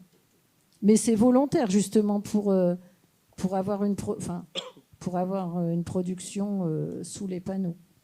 Je suis développeur, mais je vais juste préciser peut-être par rapport à votre question. À la CEFRA, on est dans une optique d'expérimentation et donc on souhaite tester la réaction de l'arbre à un stress maximal lié à l'ombrage. Et on est donc sur un taux d'effacement, c'est-à-dire une durée pendant laquelle on laisse passer la lumière qui est autour de 15%. Là où on serait pour des projets à but de production sur des effacements qui sont de l'ordre de 20 à 25%. Ça nous paraît nécessaire, de ce qu'on peut observer, d'aller sur des taux d'effacement entre 20 et 25%, sans quoi on le voit, et il faudra qu'on affine nos travaux à la CEFRA, on dégrade la production agricole dans des proportions qui nous mettent hors du cadre réglementaire. Oui, alors d'abord pour présenter l'APREL, donc on est une station d'expérimentation basée à Saint-Rémy-de-Provence et on travaille sur les cultures maraîchères régionales. La particularité, c'est qu'on n'a pas de station propre, donc on s'appuie sur un réseau de conseillers techniques qui font partie des CETA et des chambres d'agriculture et d'autres groupements qui eux-mêmes accompagnent en fait leurs producteurs. Donc ça représente un réseau d'une vingtaine de conseillers et à peu près 250-300 producteurs chez qui on va aller justement pour mettre en place des essais, des expérimentations qui répondent à leurs problématiques. Du coup, l'APREL est aussi une association 1901 qui a été créée il y a 40 ans. Et donc, au moment de la création, c'était vraiment ce besoin de répondre aux questions des producteurs. Donc, pour faire les schémas d'exploitation, pour nous, ça va être des schémas de production de fruits et légumes sous abri essentiellement, puisqu'on recherche la précocité dans la région avec le climat qu'on a actuellement. Et on a aussi quand même du plein champ pour faire la liaison. Et les cultures maraîchères, donc c'est pas comme l'arboriculture ou la vigne. Nous, on renouvelle chaque année plusieurs rotations de cultures différentes. Donc l'histoire de l'agrivoltaïsme pour nous, ça a commencé en 2012. En fait, un producteur précurseur qui avait sur sa vieille serre, enfin une serre des années 70, avait installé des panneaux photovoltaïques sur la moitié de ses ouvrants. Donc on le retrouve pas aujourd'hui. En fait, c'est un peu particulier parce que c'était sa serre existante sur laquelle il avait ajouté des panneaux. Et peu de temps, enfin ça c'était en 2012 et il y a eu une vague en 2016 de projets vraiment de construction neuve de serres photovoltaïque qui s'est mis en place aussi. Et en fait, on sentait bien que les producteurs étaient en demande, en fait, étaient en plein de questionnements par rapport à ce nouvel outil et l'évolution de leur système. Est-ce que c'est intéressant, pas intéressant d'y aller? Est-ce que je vais continuer à pouvoir produire mes fruits et légumes comme je le fais aujourd'hui? Donc c'est un peu dans ce schéma-là que l'APREL accompagne les producteurs. C'est suite à une demande qu'on essaye de mettre en place des essais et d'apporter des résultats aussi dans un cadre scientifique avec des dispositifs qui permettent de répondre avec de beaux graphiques, comme l'a montré Sophie, sur la comparaison des rendements, de croissance, de calibre, de qualité de fruits, etc. Donc depuis 2012, on essaye de voir comment se comportent les plantes sous ces abris. On a fait des comparaisons de variétés, justement des variétés de melons, des variétés de tomates, pour voir un peu les nuances qu'il pouvait y avoir sur chaque espèce. Des variations de densité. On a aussi observé aussi un peu les conduites d'irrigation, de fertilisation, etc. Et on a eu un panel au final de 5 structures différentes. Donc on a pu travailler avec Ténésol, Enerimo, Reden Solar, avec des taux d'ombrage de 40% jusqu'à 80% sur certains modules, sur des surfaces de serre qui allaient de 3000, 4000 m² jusqu'à 2 hectares. Donc voilà, je parle de manière globale sur plusieurs outils différents. Donc je ne vais pas m'attarder sur chacun précisément parce que chaque cas est vraiment particulier, autant que chaque site, c'est-à-dire chaque projet est vraiment à mettre dans un contexte des producteurs. Un producteur qui part du plein champ et qui construit une serre, ou un producteur qui enlève ses tunnels pour mettre une serre photovoltaïque. Les conclusions ne seront jamais les mêmes. Ce qu'on peut quand même dire, nous, par rapport à nos observations et nos mesures, c'est clairement notre système. C'est pour ça que j'ai commencé à parler du système de référence pour nous. C'est une production précoce sous abri. Et donc, en comparaison par rapport à ce système-là, clairement, on n'arrive pas on perd en précocité. On a mesuré 3-4 semaines de retard de précocité sur nos cultures principales, comme la tomate, le poivron, l'aubergine, le melon, etc. Donc 3-4 semaines, quand on cherche la précocité dans notre région, c'est très très pénalisant au niveau des prix, au niveau du rendement. Et on a également une perte de rendement qu'on a estimée entre 50 et des fois 80% de perte de rendement sur une référence, comme je vous dis, sous abri, sous tunnel ou sous serre classique. Donc là, c'est vrai que c'est un discours un peu négatif, qui n'est pas forcément publié de partout, mais qu'on a quand même rendu public aussi. Non, mais, pardon, je vous interromps un instant parce que c'est très intéressant ce que vous dites. Parce que d'abord, ce que vous nous dites, c'est qu'il n'y a pas que du positif et vous mettez le doigt sur des choses qui ne sont pas que positives. Donc ça vous montre aussi qu'on essaye d'avoir une table ronde qui est objective. Voilà, on n'est pas là pour faire que de la promotion. Et je tenais vraiment à surligner ce point pour pas que ça passe inaperçu auprès de nos spectateurs. D'accord. Vous avez prévu les gardes du corps derrière? J'ai pas de garde. J'ai même pas mis la démo de vin. Donc, vous voyez, c'est vraiment qu'on est en toute confiance. Non, je vais aller jusqu'au bout parce que du coup, non, voilà, c'est nuancé. Enfin, en termes scientifiques, l'expérimentateur a toujours des questions à se poser. Il veut toujours aller plus loin. Donc, si je prends l'exemple aussi de la protection biologique intégrée avec laquelle on a commencé il y a 40 ans, c'était une innovation qui n'a pas forcément marché du premier coup et qu'on a su s'approprier, on a su avancer, à rebondir sur des échecs et arriver maintenant avec des stratégies de protection intégrée qui marchent. Donc je pense qu'on est plutôt dans cette démarche-là en fait. Donc il y a 10 ans maintenant, avec nos premières structures agrivoltaïques, clairement on était déçus. Alors la petite différence par rapport à la protection intégrée, c'est que là on teste un outil qui est en place pour 30 ans, donc on n'a pas la main pour adapter, modifier sur l'outil en soi. Donc on est obligé de reconstruire un autre projet à côté pour voir si ça va mieux avec des nuances. Donc c'est ça qui est quand même un peu compliqué pour les producteurs et pour nous aussi pour avancer vite. Parce que en fait, l'innovation technologique de ce côté-là va assez vite aussi. Et on s'en rend compte. Aujourd'hui, on est parti pour accompagner aussi 2 autres projets, Voltalia ou Insolite et QR, qui apportent des innovations justement dans ce sens-là, qui vont être plus favorables aux cultures. Donc, on essaie justement de faire les mêmes suivis, les mêmes comparaisons et de partager les compétences du photovoltaïsme avec la production pour arriver à quelque chose qui soit équilibré et où tout le monde s'y retrouve.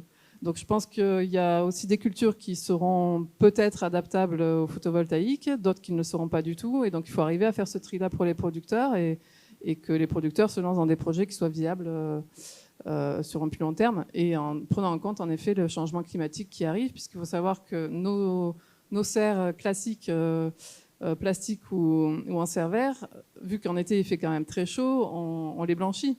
Donc on a besoin d'ombre à un moment donné pour protéger nos cultures et qu'elles puissent durer plus longtemps et traverser l'été sans trop de dommages. Donc on sent bien qu'on a besoin de cet ombrage-là, mais pas un ombrage qui au bon moment. Et donc le concept de pilotage peut être en effet quelque chose qui répond à certaines cultures. Après, c'est vrai que là où on a eu de moins bons résultats, tomates, poivrons, il y a des problématiques de floraison, de nouaison qui impactent encore beaucoup trop la production pour qu'on puisse espérer avoir quelque chose d'intéressant pour l'instant dans les outils actuels, quoi. Ce n'est pas adapté à toutes les cultures, en réalité, en tout cas au gré de ce que vous savez aujourd'hui. Voilà, pourtant, c'est pas faute d'avoir essayé. On a essayé de créer aussi un peu des collectifs de partage avec les producteurs, puisque on a la chance d'avoir ce réseau de conseillers et de producteurs regroupés autour de l'APREL pour partager les expériences. On a peut-être des références sur une quarantaine, voire une cinquantaine de produits maraîchers, puisque le maraîchage se caractérise aussi par une diversification très importante. Et donc, c'est ces briques-là qu'on va petit à petit accumuler, qui permettront d'orienter sur des choses réalisables. Et parmi je passe un peu du coq à l'âne, mais parmi les projets sur lesquels vous travaillez maintenant, il y en a un qui est consacré à la fraise. Oui, je vois la question. Oui, on a un projet sur la fraise, donc qui a démarré. Il n'y a pas non plus de dégustation de fraises, hein, je suis désolé. Non, il fallait venir en juin. Voilà. C'était prévu, mais c'était sur place. Donc c'est en effet un projet avec de l'innovation sur de la culture de fraises hors sol dans le Vaucluse. Et donc là, on est sur quelque chose qui ressemble un peu à l'installation à la CEFRA, avec vraiment des modalités différentes, avec des taux d'ombrage différents, qui vont permettre justement de voir jusqu'où on peut aller à la fois pour la culture et pour la production électrique. Avec des performances aussi de panneaux qui permettent d'accumuler la capacité de production électrique avec l'albédo, avec des filets d'ombrage pour augmenter l'ombrage quand la plante elle en a besoin en période très très chaude. Et voilà, donc pour l'instant, je pense que l'année prochaine sera vraiment l'année où il y aura le dispositif complet pour pouvoir en sortir des résultats. Cette année, donc avec les temps de travaux, le montage du projet, il y a des petits billets d'installation de la culture, etc. Mais voilà, on espère suivre ça et sur 4 ans et arriver avec des choses concrètes et positives. Merci beaucoup. Est-ce qu'il y a des questions sur l'ensemble de ces sujets, que ce soit sur les fraises ou sur des constats plus généraux? Encore monsieur qui est agriculteur, vous avez bien raison.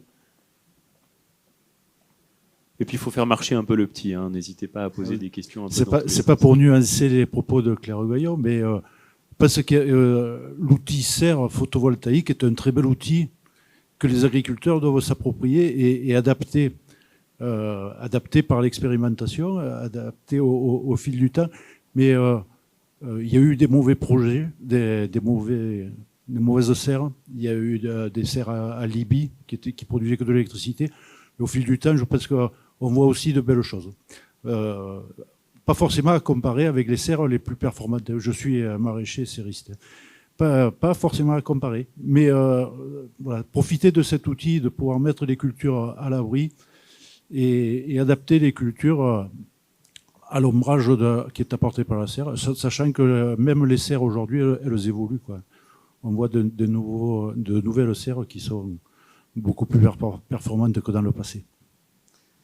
Mais c'est vraiment ça, il y a vraiment des conclusions. Tout dépend à quoi on compare et ce qu'on attend de cette production. Dans notre réseau de producteurs, on a eu des producteurs enchantés par ce qui pouvait sortir de sa serre photovoltaïque et d'autres producteurs qui étaient en train de pleurer parce qu'ils avaient perdu un chiffre, un volume de production qui pénalisait leur rentabilité d'exploitation.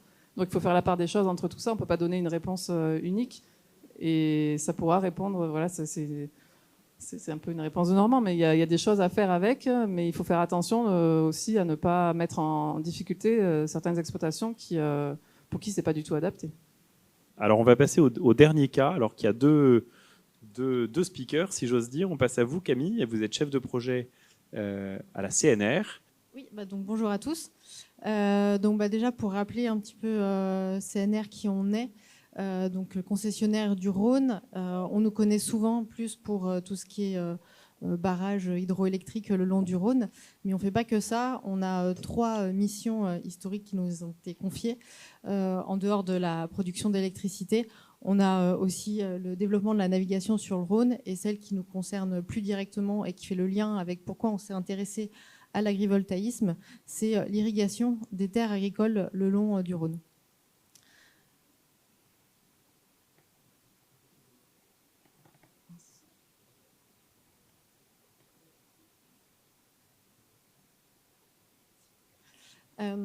Et donc du coup, c'est dans ce souci d'irrigation où on voyait aussi, de par les échanges avec les acteurs du monde agricole avec qui on entretient un lien assez fort dans la vallée, que l'irrigation était un sujet clé, la ressource en eau, et qu'il y avait de plus en plus besoin d'essayer de contrôler, de maîtriser cette question de l'irrigation.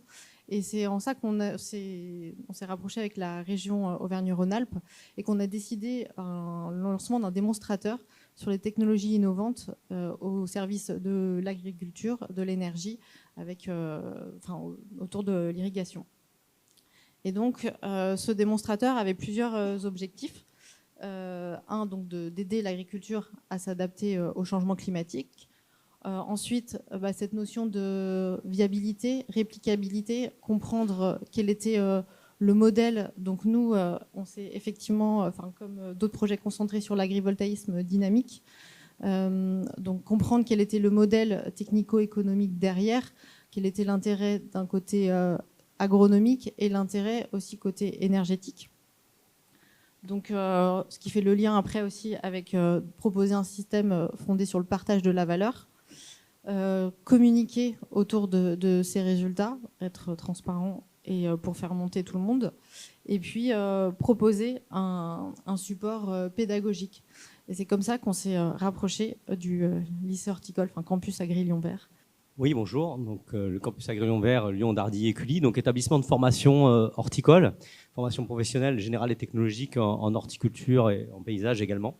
Et en fait, nous accueillons des jeunes du CAP au Bac plus 3 sur les problématiques qu'on vient d'évoquer. Et nous, notre intérêt dans ce projet, c'était de pouvoir montrer des possibles de l'avenir de l'agriculture.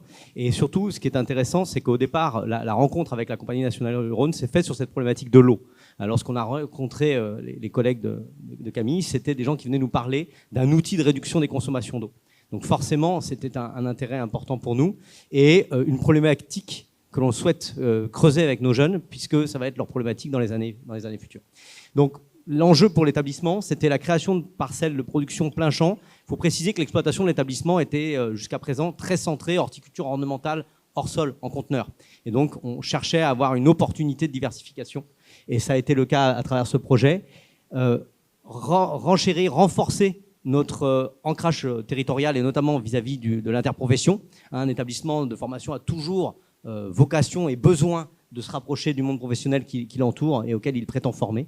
Et puis, créer des situations d'apprentissage un petit peu nouvelles, interpeller des jeunes. Nous, notre sujet aujourd'hui, c'est beaucoup l'attractivité du monde agricole, le côté désirable ou pas de l'agriculture de demain.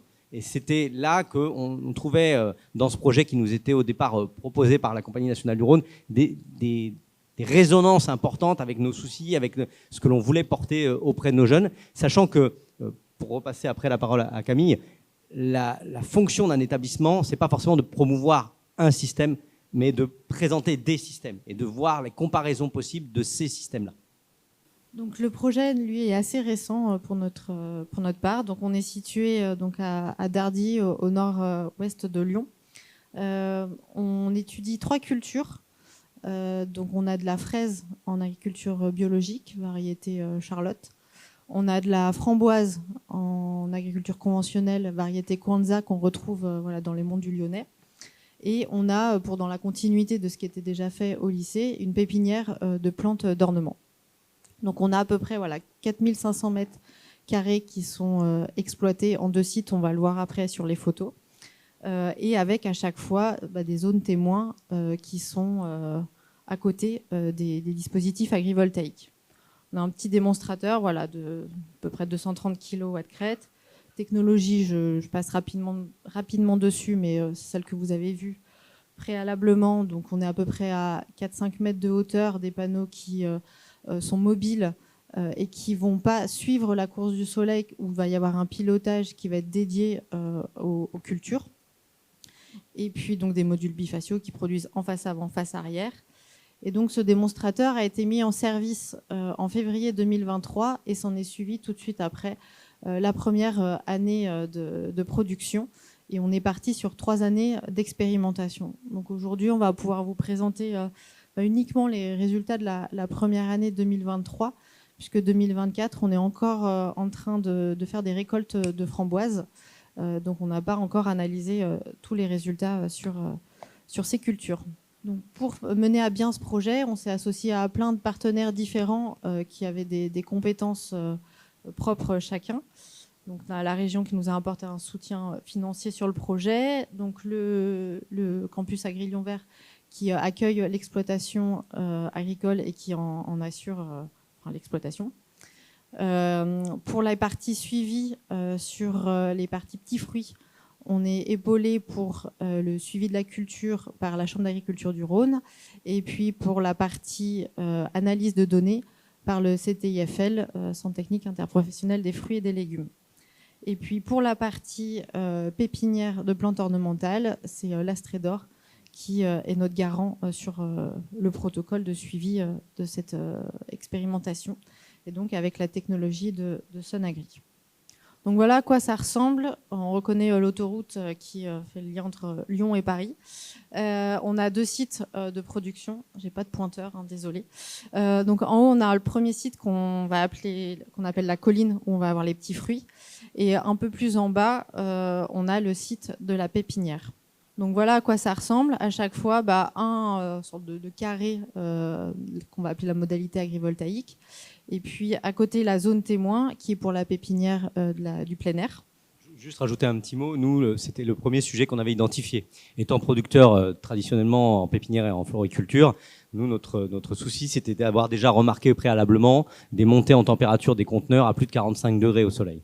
Donc on détruit une partie des racines, on a des blocages physiologiques, on a des blocages de croissance pendant tout l'été, et on avait déjà identifié un sujet sur la croissance et sur la levée d'impasses techniques en pépinière.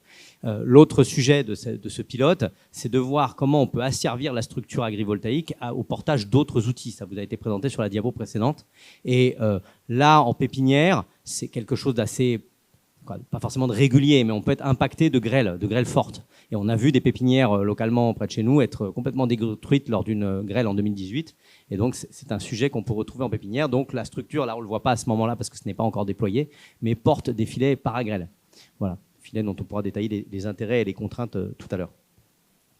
Et donc là, sur le site colline, donc pour les accessoires, on a des filets para-insectes, donc qui vont faire une cloche autour de la modalité agrivoltaïque et qui vont aussi servir en partie sommitale de filets paragrêle. Et puis, on a aussi des bâches anti-pluie pour protéger juste au moment de la production des fruits, de protéger les fruits d'éventuelles pourritures, botrytis qui pourraient être amenées par de la pluie. Et donc, donc là, on retrouve bien le site. Donc on a un bloc qui est dédié à la fraise, donc comme je disais, en plein champ, avec on a 2 modalités témoins pour la partie fraise. On a une en tunnel, ce qui fait donc classiquement dans les monts du Lyonnais. Et on a un témoin, alors qu'on appelle plus extérieur, mais qui a vocation à être un témoin agroforesterie, avec des plaques miniers qui ont été plantées. Et puis sur la partie framboise, on a un témoin en tunnel qui est accolé à la partie photovoltaïque. Donc là, vous voyez les différents plans qui sont installés sous les sites. Oui, donc on détaillera tout à l'heure, mais la production de fraises, nous, on voulait absolument, dans l'établissement, créer une production de pleine terre en bio. Donc, ça a été un peu un des prérequis au départ à la naissance du projet. Donc c'est quand même une particularité puisqu'on travaille beaucoup le hors-sol sur ce type de produit, mais là il y avait la volonté de faire quelque chose aussi en pleine terre. Et le framboisier, par contre, on est en conventionnel, en hors-sol naturellement. J'ai pas précisé tout à l'heure, mais sur la pépinière, il y a également 2 variantes. Il y a un essai sur bâche noire et un essai sur bâche blanche. On voulait voir comment récupérer une partie de luminosité diffuse et quel était l'intérêt éventuellement pour l'énergéticien en termes d'albédo. Là, on est sur quelque chose de plus classique, donc c'est toujours la même variété, que ce soit en framboise, Kwanza ou en charlotte, en fraise, sur l'ensemble des blocs et des modalités. Juste dire que le pilotage des panneaux peut être différencié entre framboise et fraise. Hein. On n'est pas obligé d'avoir le même pilotage climatique, et la pépinière également. Donc si on en vient aux résultats de 2023, je suis restée plutôt, comment dire, je ne vais pas rentrer dans le détail, mais on pourra en reparler éventuellement si vous voulez des chiffres plus précis. Mais globalement, ce qui se dénote, c'est que le microclimat, en tout cas sur 2023, a été beaucoup plus favorable sous la modalité agrivoltaïque pour les 3 zones, avec des températures plus basses sous... on a à la fois des capteurs de température qui sont à 1,50 m du sol et des capteurs de température dans le sol ou dans les pots. Et on voit vraiment ces écarts qui sont importants et une humidité meilleure du sol. On voit aussi que globalement, sur la framboise en tout cas, que le taux de lumière disponible sur l'année, sur la partie de récolte, sur la partie framboise a été plus important en cumulé sous la modalité agrivoltaïque que sous la partie tunnel. Sur les fruits, de manière générale, alors on a eu, c'était la première année, on a eu quelques soucis sur la fraise, donc on n'a pas pu avoir des données de rendement sur cette partie-là. Mais globalement, ce qui a pu être observé, donc le chiffre, là, je ne l'avais pas précisé, donc c'est que sur l'année 2023 et ça mérite à être confirmé par la suite. Et sans de spoiler pour 2024, mais c'est certain qu'on n'atteindra pas ces taux de rendement-là sur 2024. On avait plus 30% de rendement en framboise sur la partie agrivoltaïque que la partie tunnel. On a eu des fruits à chaque fois plus gros sous la partie agrivoltaïque que sous la partie tunnel, que ce soit fraise ou framboise. Des fruits plus colorés, enfin, on le voyait bien sur cette photo, où à droite, on a les 4 barquettes qui sont plutôt à droite, c'est la partie agrivoltaïque, et celle de gauche, la partie tunnel, où elles sont un peu plus claires. Et puis des taux de sucre plus faibles sous la partie agrivoltaïque, mais qui restaient dans des gammes commerciales acceptables. Oui, juste préciser que la commercialisation, puisque au-delà de l'expérimentation, au-delà des fruits qui sont collectés pour les essais et les données, l'ensemble de l'atelier finalement donne lieu à une commercialisation de fruits qui a 2 destinations. Sur la fraise, on est sur la vente à un réseau de Biocoop, et sur la framboise, on passe par un grossiste qui distribue à des restaurateurs. Et des restaurateurs dans Lyon avec des niveaux d'exigence qui sont importants. Donc c'est vrai que certes, factuellement, on observe, comme tout à l'heure sur les fruits de la Cefra, une acidité légèrement plus forte sous panneau et un petit peu moins de sucre, mais une acceptation de la qualité gustative qui reste très bonne, et des retours commerciaux qui sont plutôt très bons au niveau qualité. Ce que l'on peut dire juste finalement, là 32%, ça paraît caricatural.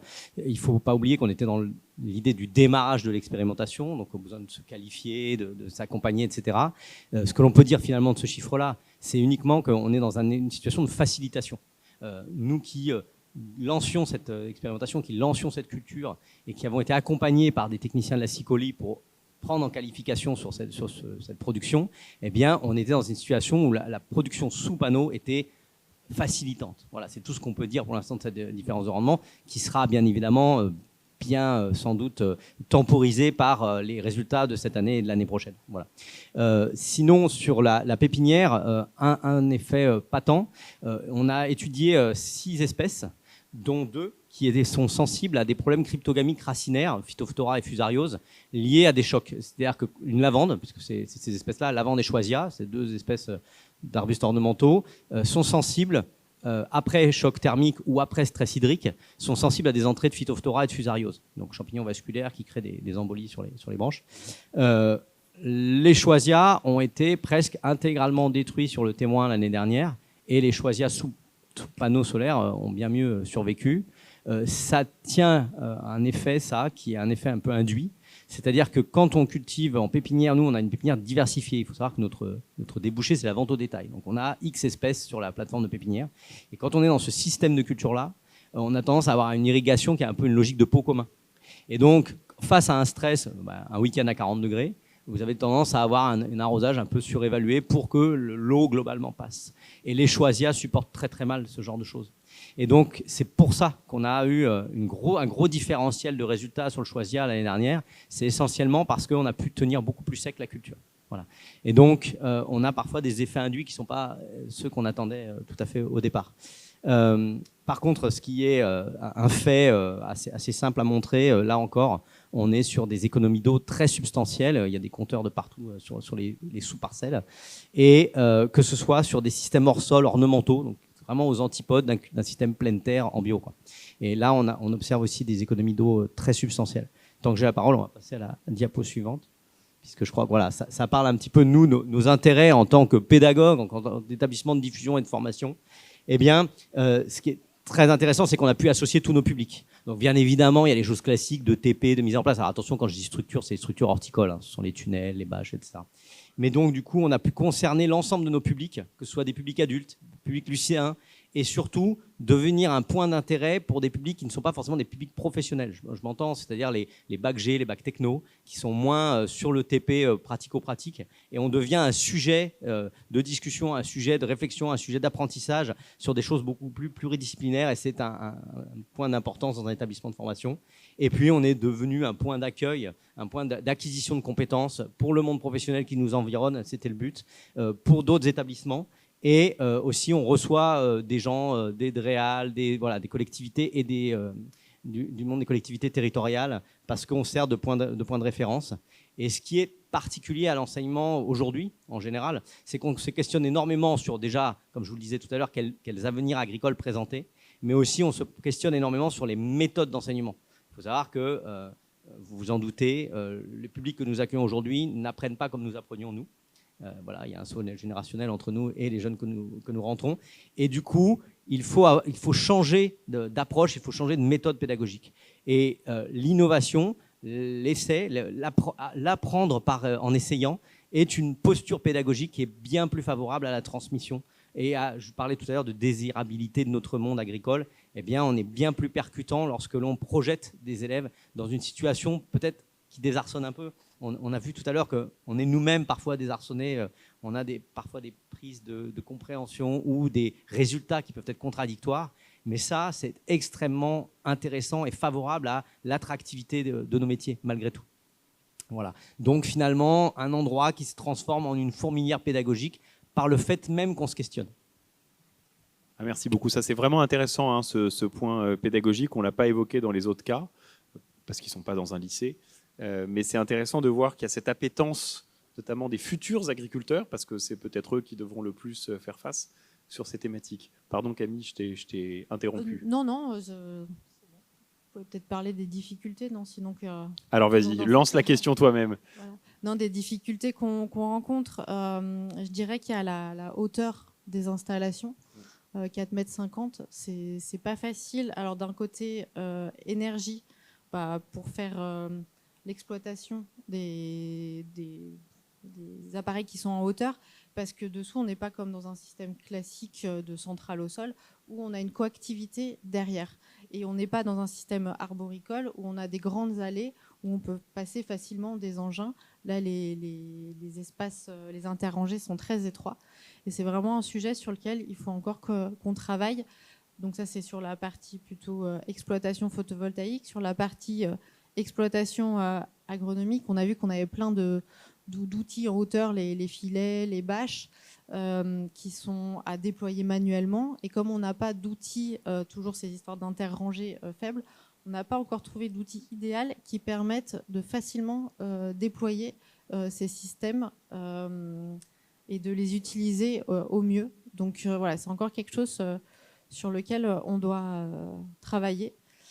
Et un autre petit point plus anecdotique, mais pour 2024, je vous parlais du témoin extérieur sur la fraise, où malheureusement on n'aura encore pas de données cette année, parce que voilà, on est en plein champ, et on a des ragondins qui sont venus manger les fraisiers. Donc malheureusement, voilà, c'est le jeu de l'expérimentation. Cette année, on n'aura que des résultats. On a pu réussir, ils sont allés aussi dans les tunnels, sauvegarder une butte dans les tunnels, et ils n'ont pas touché sous la partie agrivoltaïque. Mais voilà, on sent que voilà, on n'a plus qu'une année après d'expérimentation l'année prochaine, et que ça va être court d'avoir des résultats, et qu'effectivement on a besoin d'avoir beaucoup de données sur plusieurs années pour pouvoir vraiment tirer des conclusions. Moi, j'ai trouvé ça vraiment passionnant, parce que vous avez donné des résultats sincères, ce qui n'est pas toujours le cas, et j'apprécie beaucoup ça. Moi, ce qui m'a frappé, c'est que la plupart des présentations donnent des résultats qui ne sont pas dans les clous de la loi Aper. Donc, c'est quelque chose auquel il faut qu'on y pense. Quand on nous dit qu'on fait 20% d'effacement, 20% de production électrique en moins, c'est beaucoup d'argent en moins. Donc, il faut vraiment que la production agricole que l'on permet de produire grâce à ce sacrifice vaille le coup. Il y a un pays, la Slovénie, qui vient d'interdire l'agrivoltaïsme, sauf pour des productions à très haute valeur ajoutée, pour lequel la production compense largement la baisse de la production électrique. Donc j'ai trouvé ça très bien, j'ai apprécié votre prudence, parce qu'effectivement, une année, ça ne permet pas d'aller plus loin. Vous avez pu remarquer l'exemple incroyable de Piolenc. Pour nous, c'est une énigme scientifique totale, avec 75% de taux de couverture que les vignes continuent à produire au bout de 5 ans. C'est très compliqué à expliquer d'un point de vue écophysiologique et réserve en carbone. Donc voilà, on a des choses qu'on a du mal à interpréter, à comprendre, et qui sont vraiment intéressantes. Voilà un petit peu mes réflexions. Je pourrais parler de chaque cas, parce que chaque cas était passionnant, mais j'irai pas plus loin. Et dans les à la pause, on en parlera ensuite, si tu veux bien. Bruno. Donc rapidement, pour revenir sur la question de la doctrine et du cadre réglementaire. Il y a un cadre national, tout le monde est d'accord qu'il n'est pas parfait, il est nouveau, il va falloir l'adapter. Chaque doctrine, c'est chaque territoire qui va l'adapter chez lui en fonction de l'acceptabilité des projets et de ce que les gens souhaitent ou pas pour leur territoire. Donc clairement, c'est à chacun de s'approprier sur son département et ses régions ces sujets-là pour voir au niveau local comment on va gérer la mise en œuvre de ces installations. Il est important de savoir que on travaille aussi pour essayer d'avoir des solutions de raccordement pour tout le monde, parce que tout le monde, en fonction de l'endroit où il se trouve, a du mal à raccorder ses projets. On travaille également sur un bail rural à clause photovoltaïque pour donner un outil contractuel entre 3 interlocuteurs sur une exploitation agricole pour pouvoir mettre en œuvre une installation photovoltaïque avec un fermier et un bailleur.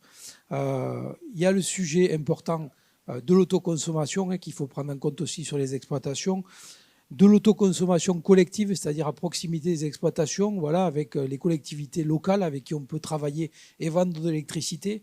N'oublions pas, parce que c'est un sujet important dans le sud de la France, la question du stockage de l'eau, puisqu'on travaille beaucoup sur le fait de l'intérêt de mettre du photovoltaïque aussi sur le stockage de l'eau. Ce n'est pas l'agrivoltaïque, mais c'est des installations qui interviennent dans le cadre de développement pour l'agriculture. Le sujet du partage de la valeur, c'est un sujet essentiel. Il est important que les agriculteurs s'approprient ce sujet et pensent qu'eux aussi peuvent être porteurs et développeurs de projets. Chacun peut travailler et développer des projets soi-même. Là, on a eu beaucoup de sujets, et c'est en thématique proche avec le Medagri, des sujets végétaux, mais l'élevage est aussi un sujet important dans l'agrivoltaïque. On considère que quasiment la moitié des projets agrivoltaïques qui vont se faire sont des sujets qui vont toucher l'élevage, le bien-être animal, la production d'herbes, etc. Donc ne pas oublier évidemment tout ce volet élevage qui concerne l'agrivoltaïque. Et puis nous, après, au niveau du réseau, l'objectif pour nous, c'est de créer un réseau national avec tous les interlocuteurs qu'on a dans nos réseaux pour travailler sur des remontées d'informations, faire travailler l'intelligence collective, voir ce qui se fait de bien à certains endroits pour l'appliquer sur d'autres endroits et travailler, parce qu'on voit que voilà, il y a beaucoup de choses qui sont expérimentales, qui qui se développe et on a beaucoup de travail collectif à faire autour de ça. Merci. Merci beaucoup. Et maintenant, on va accueillir pour le mot de la fin Thierry Vergniaud, qui est un des coprésidents de France Agrivoltaïsme. Bien, mes chers collègues, c'est vraiment avec plaisir que je suis ici à Avignon. Je ne suis pas très loin de chez moi. D'habitude, on va souvent à Paris. Là, on est à Avignon. C'est un peu plus près, il fait un peu plus chaud. Bon. Donc, c'est toujours avec plaisir qu'on se déplace ici dans la région PACA, notamment pour ce salon. Donc, je représente France Agrivoltaïsme avec Olivier Dauger, qui co-préside avec moi cette association. Elle est particulière puisqu'en fait, c'est un regroupement de professionnels et d'agriculteurs. Et c'est un espace dans lequel on peut échanger, dialoguer. On n'est pas toujours d'accord, mais en tout cas, c'est l'espace sur lequel on peut faire valoir nos points de vue. Moi, je représente les énergéticiens, puisqu'en fait, je suis un des directeurs d'Iberdrola pour la France. Et en fait, on a nos collègues sur la partie agricole qui, eux, représentent le monde agricole. Alors, la Chambre d'agriculture, la FNSEA, la coopération agricole. Donc, en tout cas, on est un espace de dialogue et on est un espace de construction. Alors, ce que nous souhaitons faire, et ça illustrera bien tous les exemples que vous avez décrits, dont nous vous remercions, parce qu'en fait, l'agrivoltaïsme sans culture et sans exemple et sans point précis, ça n'existe pas. Donc, vous faites partie des acteurs qui ont été précurseurs. Vous êtes parmi ceux qui sont les premiers à pouvoir nous donner des éléments statistiques et des éléments techniques, sinon ça reste que théorique. Donc, on vous en remercie grandement. Et l'agrivoltaïsme que France Agrivoltaïsme souhaite promouvoir, c'est un agrivoltaïsme équitable. Donc équitable, tout à l'heure, notre collègue l'a évoqué, le monde agricole doit en tenir des bénéfices. Le monde des énergéticiens, qui parfois prend pas mal de risques, également doit en tenir et en obtenir des bénéfices. Et en fait, ça doit être équitable.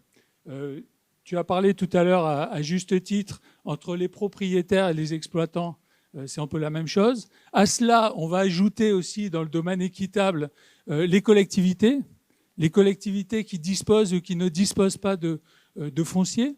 C'est très inégal au niveau du territoire. Donc, on souhaite promouvoir un agrivoltaïsme équitable. On souhaite le promouvoir également de façon responsable. C'est-à-dire que nous souhaitons créer une filière et prendre notre part aux modifications énergétiques qui vont se présenter. Donc, en fait, on souhaite créer cet agrivoltaïsme responsable. Ensuite, ce que nous souhaitons faire, et nous le faisons avec le monde agricole, et nous le faisons ensemble, on souhaite que ce soit également un agrivoltaïsme durable. À titre d'exemple, lorsque nous négocions, lorsque nous discutons des promesses de bail, lorsque nous discutons ce que l'on appelle la maîtrise foncière, on est sur des 30 ans, des 40 ans. Donc on n'est pas sur des opérations one-shot, sur des petites opérations. Ça veut dire que les installations parfois expérimentales que vous montrez, il va falloir qu'elles durent 40 ans. Et 40 ans, c'est long. C'est long. Donc, on est sur la création et un sujet qui est un sujet également durable.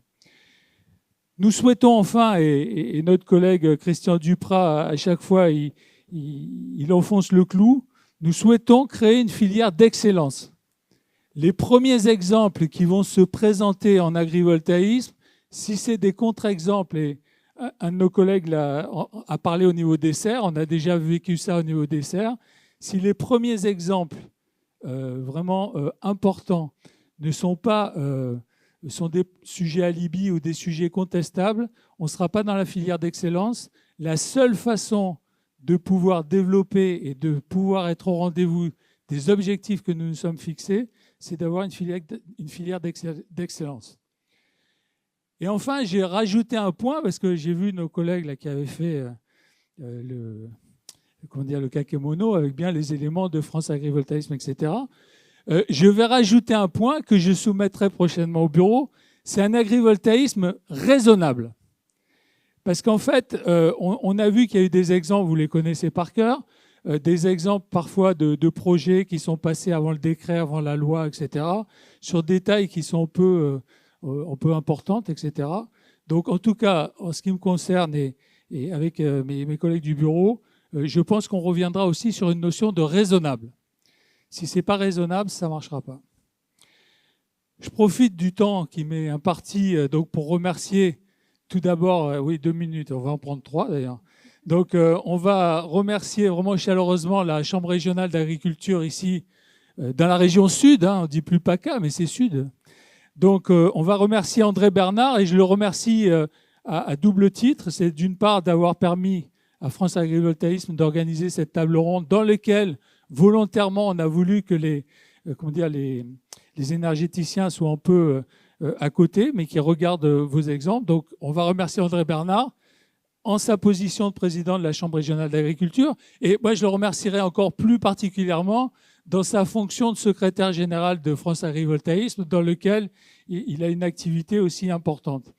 On va remercier aussi tous nos collègues membres de France Agrivoltaïsme. On va remercier la CNR aussi d'avoir sponsorisé cette manifestation et d'être très présent. Nous avons nos collègues de QR, nous avons nos collègues de Sunagri. Enfin, comme je vais en oublier, ceux que j'ai oubliés viendront me voir à la fin, mais je vais en oublier certains. Mais en tout cas, on remercie tous les membres de France Agrivoltaïsme qui sont mobilisés pour cette manifestation.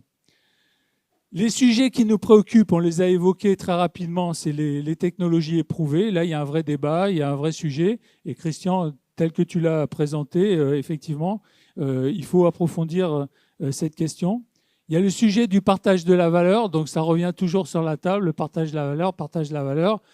Partage de la valeur, on peut partager s'il y a valeur. Alors, pour l'instant, la valeur, elle est potentielle, elle est, on l'imagine, on est en train de travailler dessus. En tout cas, il n'y a pas de difficulté à travailler sur le partage de la valeur, mais ce qu'il faut surtout travailler dans un premier temps, c'est la création de valeur. Après, on verra comment on la partage. Et après, à chaque fois, il y a un élément dont je parle très volontiers, c'est la notion du risque. Parce qu'aujourd'hui, vous voyez dans la presse et vous voyez partout le nombre de projets agrivoltaïques, il y en a X par village, enfin, il y en a beaucoup, beaucoup, beaucoup. Au départ, sur la ligne de départ. Sur la ligne d'arrivée, il y en aura beaucoup moins. Et en fait, quand vous regardez tous les fonds que vous devez mobiliser, tous les efforts que vous voulez faire sur l'ensemble des projets que vous allez développer, il y a un taux de chute qui est énorme. Donc, il faut prendre aussi la notion du risque qui est pris. Un autre sujet qui nous accapare au niveau de France Agrivoltaïsme, c'est les sujets d'appropriation. On ne peut pas faire les projets dans le dos des collectivités. Les acteurs principaux qui interviennent, c'est tout d'abord les citoyens qui sont dans les villages, on est dans des zones rurales, etc. Vous avez les agriculteurs, bien sûr, les élus et les services de l'État. Voilà. Donc, ce que je voudrais dire, l'enjeu aujourd'hui de la filière, vous l'avez fort bien décrit sur vos exemples, c'est de passer d'un monde un peu expérimental et à échelle relativement réduite pour des énergéticiens, à voir de quelle manière, à un moment donné, on va pouvoir passer sur un stade qui est un peu plus grand. Et après, il y a un dernier point sur lequel il faut aussi avoir une attention, de ne pas faire rêver tous les élus, tous les agriculteurs. Les territoires ne sont pas égaux, et les territoires ne sont pas égaux, notamment sur une question de réseau électrique et de capacité de raccordement. Donc, suivant la distance que vous avez par rapport au raccordement, vous pourrez ou vous ne pourrez pas faire des projets. Et vendre l'idée à tout agriculteur, à toute collectivité, que c'est facile, que c'est possible, et signer des promesses de bail, à tire-larigot, sans que ça ait une réalité, c'est pas très bien. Donc, en tout cas, nous, on souhaite parler avec les CDPENAF, parler avec les élus, parler avec les services de l'État, et de voir de quelle manière on peut reconsidérer les positions des territoires. Donc, Monsieur Cumunel, j'ai terminé. Dans le timing, je vous remercie de m'avoir fait signe que j'allais dépasser, et je vous souhaite une bonne fin de salon et une bonne continuation. Voilà.